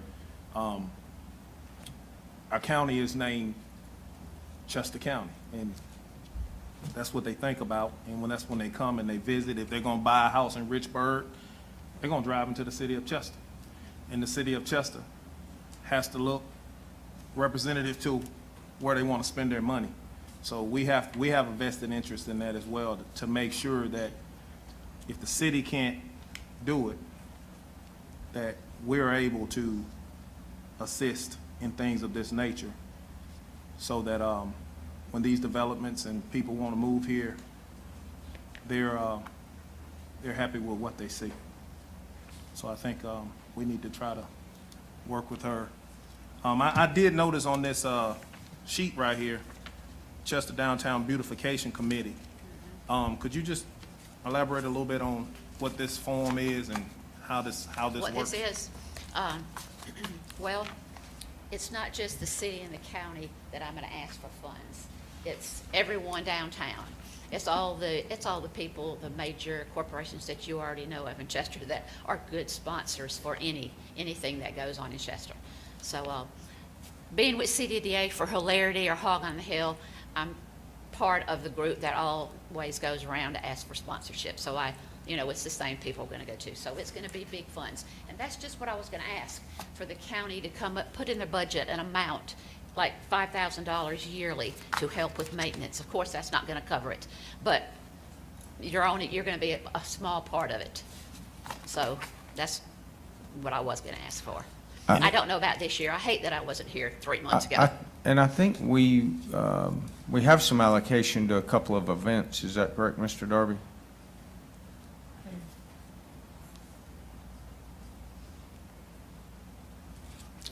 Sorry. So we do allocate funds from ATAX for events downtown, Hog on the Hill, Hilarity, those type things. And they just went through that recommendation process that those will be coming to council soon. Okay. So there are some funds allocated for those projects. But I think as far as our allocations go, we could allocate going forward. We could build that in next year. I really applaud your initiative in doing this. This is not a challenge that Chester's alone in. Great Falls is certainly in the same state, and you're taking this on and leading this effort is amazing, and I hope we can learn from you guys, and we can tackle the eastern side of the county as well, and learn from you. So Mr. Hester, you will work with Ms. Hutto can get in touch with you, and you guys can collaborate on how you can help assist her?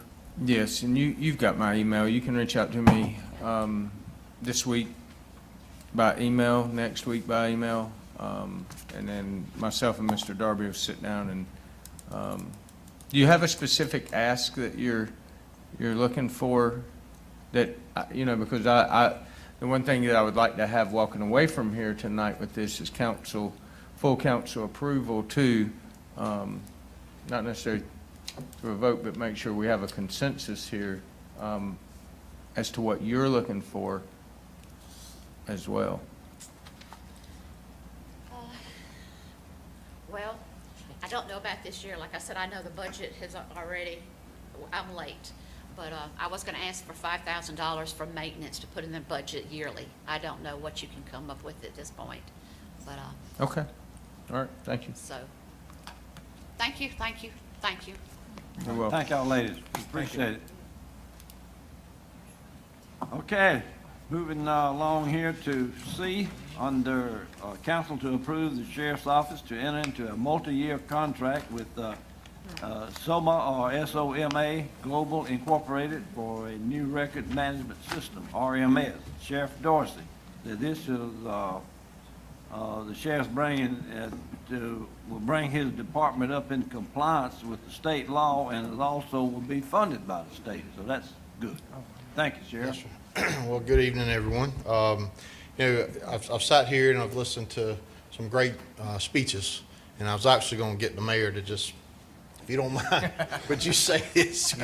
You say it much better than I could. But I'm here to talk to you about something that I'm really excited about. I'm proud of. So we've heard a lot about the excitement that is in Chester County, to include our municipalities. But I think you can all say it together in unison with me. Nothing's going to happen unless people are safe, and even more so, people got to feel safe. And so that's a tool that I'm bringing to you tonight and asking for your approval. So you've heard me talk about my efforts to professionalize our agency, professionalize law enforcement in our county. And one of the the ways to do that is to bring technology into our agency. And with the help of this council, we've been able to do that. I look back, I've been here for about 4 years and some months, and I remind you that there was not a vehicle that had a computer in it. There was not a printer in it. We did not have working dash cams in all of our vehicles. We didn't have a lot of technology, and because of your approval and the hard work of the men and women of our office, we have moved light years ahead of where we were 4 years ago.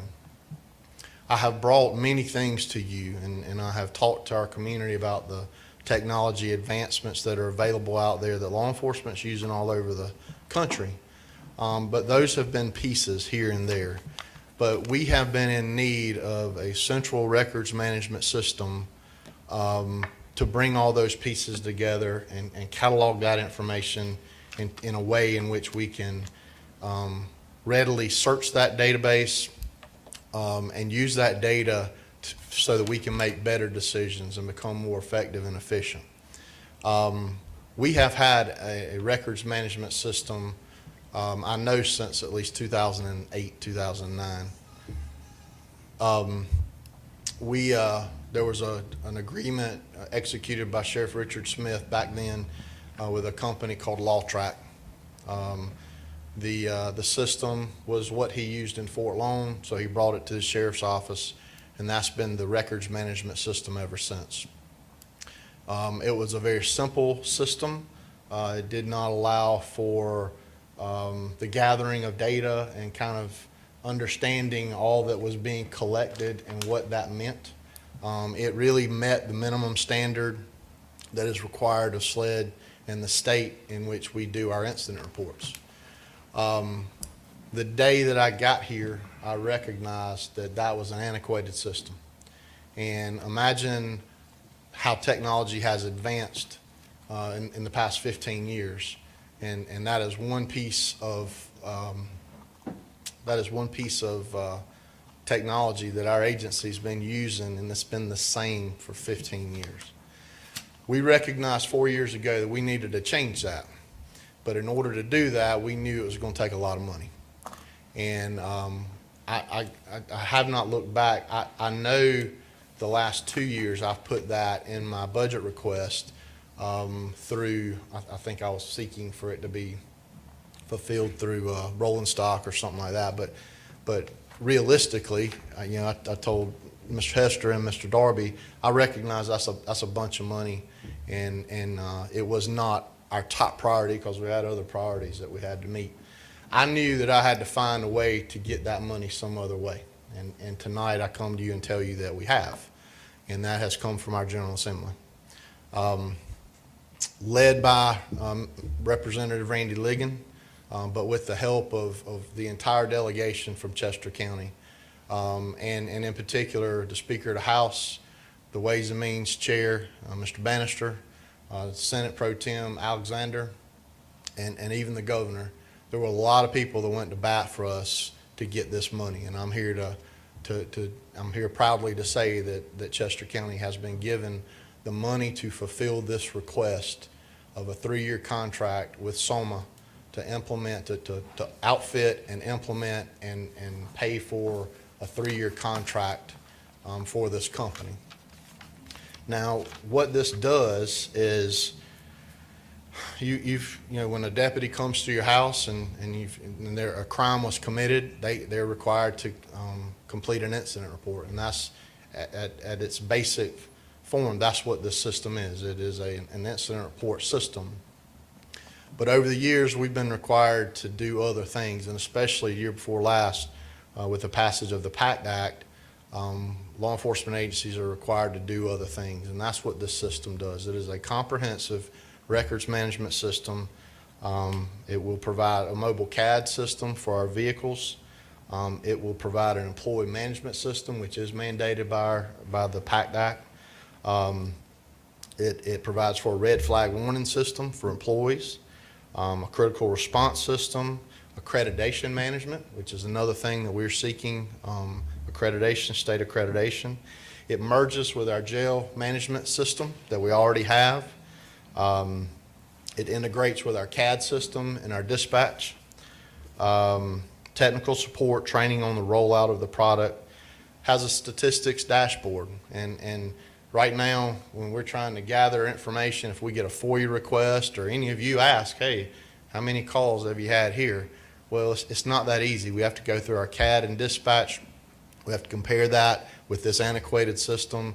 A lot of these things we're doing on Excel spreadsheets. I have a crime analyst that is doing crime analysis on Excel spreadsheets, whereas he's having to manually go through records.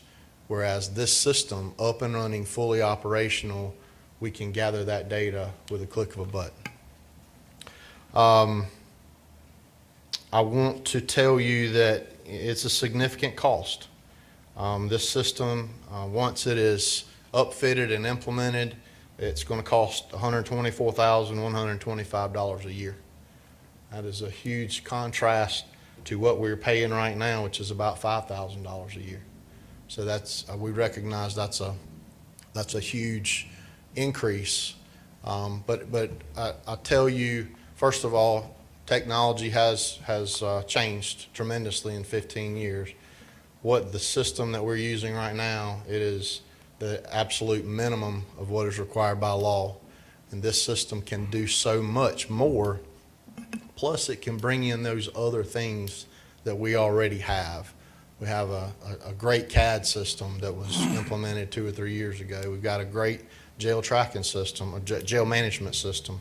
So I would ask, and my request here is that you approve that master service agreement, allow us to enter into a 3-year contract to be paid for through these funds directly allocated to the Chester Sheriff for this records management system, but understanding that on year 4, that's when I'm going to ask for my budget to include that $124,000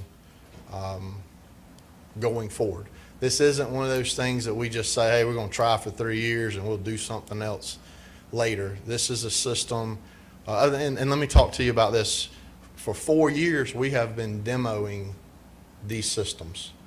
I have sat in demos. Some of these demos lasted all day. There are a lot of great systems out there.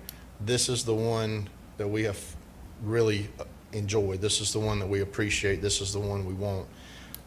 It is being offered through the Omnia service contract, so it does not require the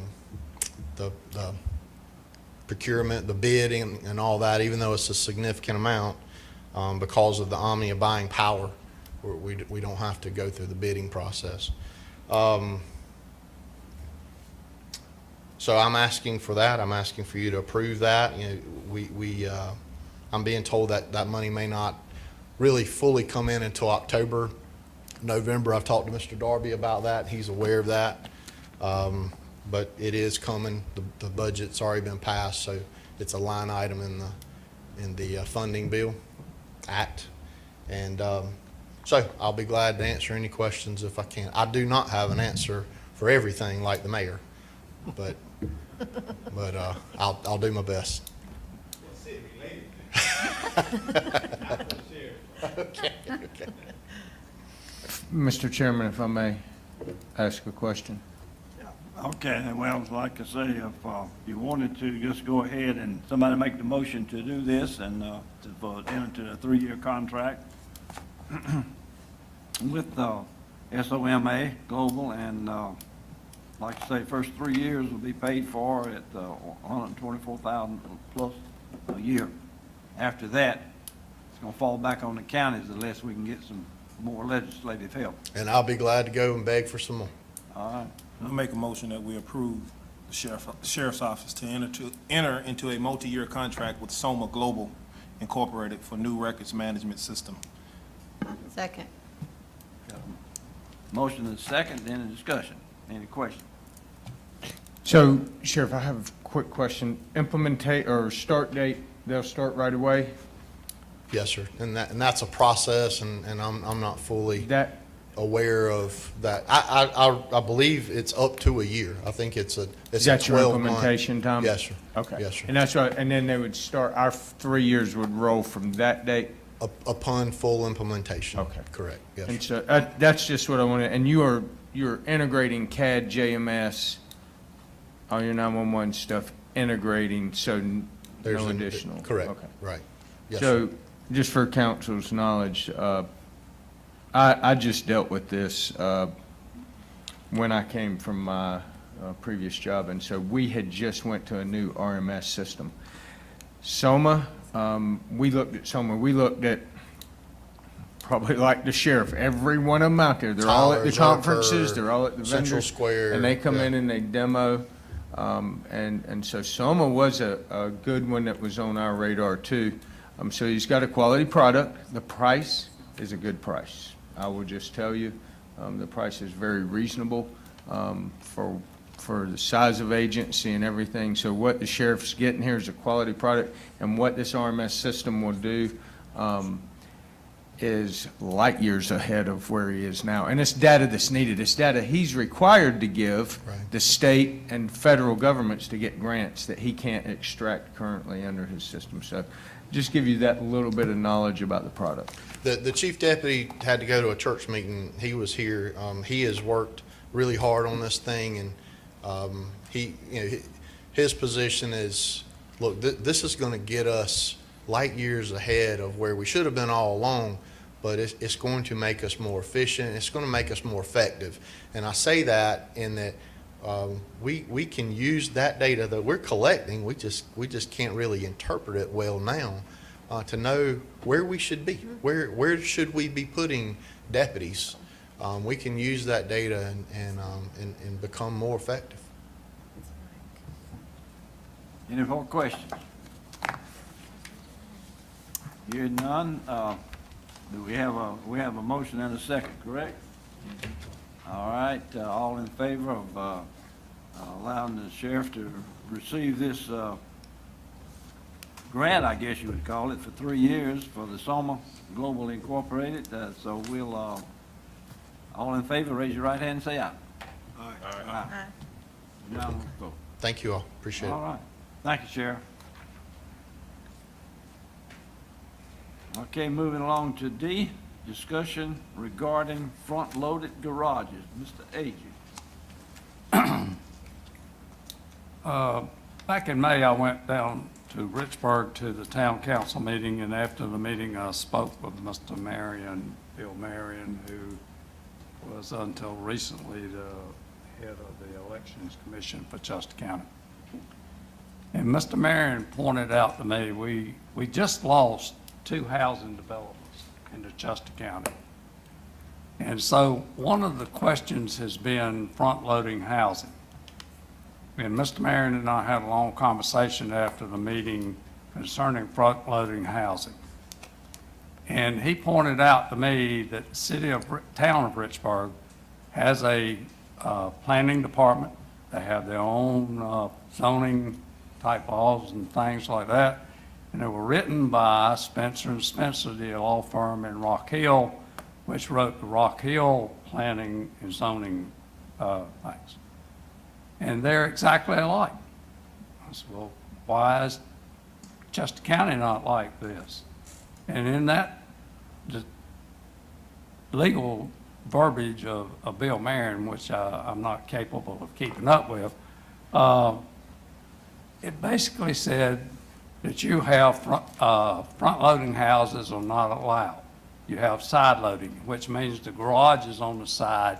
You have more space between the houses. The lack of the possibility of fire burning 2 or 3 houses down is a lot less. So I got to thinking about that a lot. And lo and behold, I said, well, let me get it on the agenda. And I called Mr. Hester and I said it's on the agenda because I would like to see this council look at our zoning.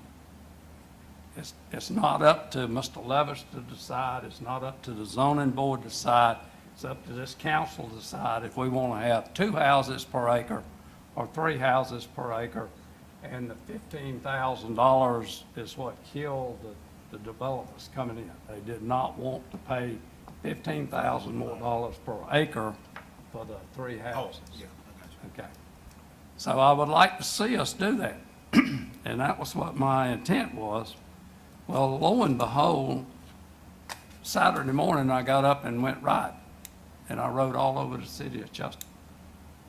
I was shocked.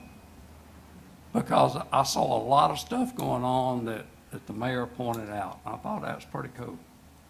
Well, then, lo and behold, today I found out that this council, if I was told correctly today, never approved the housing development beside Dr. Yusefian's clinic. That was not approved by this council. It was approved by the Zoning Board of Appeals.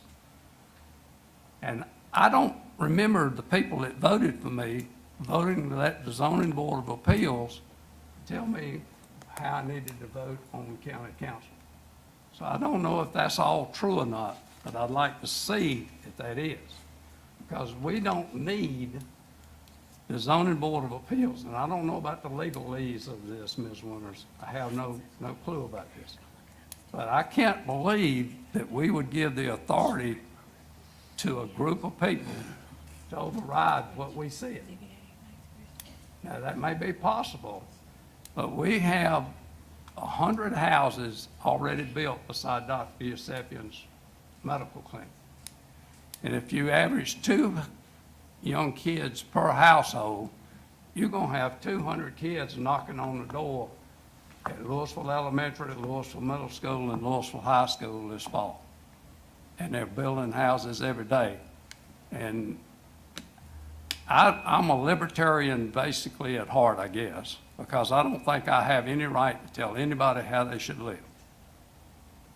Uncle Sam gave me a weapon when I was 18 years old, and I don't have any right to tell anybody how to live. But I do have a right to be responsible for the men and women from the sheriff's department, the fire departments, the EMS, and all of these people that have to go into these neighborhoods and do that. As I said, I rode down Roundtree Circle, I rode in Eureka, and those are not places for the faint of heart sometimes. But I would like to make a motion that this council have a workshop, and let's look at the zoning codes that we have in place, and let's fix this so we don't have that before. We've taken, how many years, Mr. Guy, did we, you and I wasn't here, but for the sake of argument, this former council spent years dealing with the zoning codes, and we still didn't get it right. So I would like to see, Mr. Chairman, if we could have a workshop where we sit down with Mr. Hester, get him to bring some ideas to the table, and let's sit down and see if we can get some legal advice to see what we need to do to make sure that we get front-loading as possible. Let's make sure that we have an understanding of why the Zoning Board of Appeals can override the county council. Yeah, I don't think we need a motion on that. We just need to ask Mr. Hester to set that up to where we can have a meeting to discuss those issues. So, absolutely, we can set that up. What I would ask is, before we set that up, if you give me, let's just say till mid to end August. I actually had a meeting this morning with Mr. Levester back there, and I asked him to reach out to a gentleman who provided the county, Ms. Winters and I had talked about him as well, who provided the county with some information on planned developments. And from my understanding, he came before council sometime back, prior to me, and I think prior to some of our council members, but discussing planned developments and what this county should be looking at with regard to planned developments, where letting the market drive what it is and so forth. So the goal was to try to uncover some of that data that he provided council back before some of council members, and maybe to just sit and have a conversation with him to get some of his thoughts. So I'm a little better educated when we start that meeting. And because I think it goes past just like zoning, what do you want? Where do you want it? How do you want to offer incentives? What's council looking for overall? So I think the workshop will be a great way for us to present that information. But I just asked for a little bit of time to try to get some more information. I don't have any problem with that. We're not going to have another meeting until the end of August. That's so right. September sometime. That's right. But what I do suggest, after my long conversation with Mr. Marion, the town of Richburg has already done this and paid for it. I would like to see you bring Mr. Spencer in, who wrote those plannings, and he did Rock Hill. I don't like reinventing the wheel. I like to know what's our neighbors are doing, what Richburg's gonna be doing. If we don't have the same thing Richburg does, and if Richburg annexes anybody, it don't matter what we do. But I wanna have the same plans and the same things that we're talking about. And you can bring anybody you want to, but I would like Mr. Spencer to come and be part of that. Okay, Mr. Hester, you're gonna take care of that for us and let us know. Like I say, I don't think, we're putting it off several weeks or a month or so, I don't think that's gonna have any effect on whatsoever. No, and it's a project that we were already starting to, I say starting, we were in the process of discussing to undertake. Just, Ms. Winters, was there also a request, Mr. Agee, to look into Knight's Bridge in 2000, which would have been 2017? Ms. Winters, will you look into that, please, just so we have accurate information? You can address it now? Okay, come on up, Mr. Levis.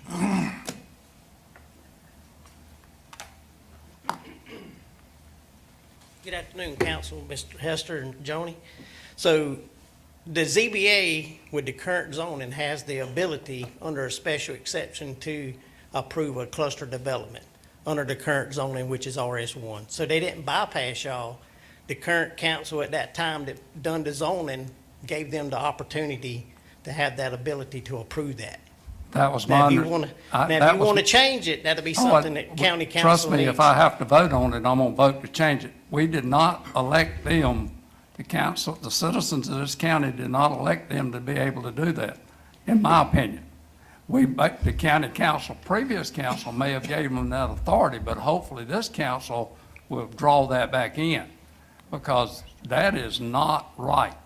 It may be illegal, but it's not right. So, Mr. Agee, one thing though to clarify is that former plan was for 840 homes.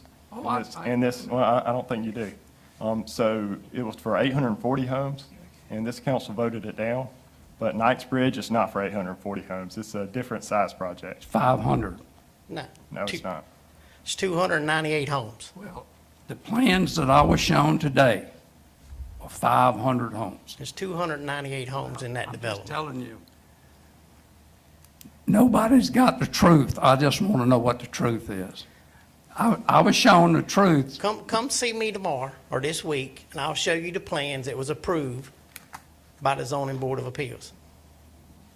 And all the plats that was approved for the sketch plan, the preliminary plat, and the final plat that was approved by the county.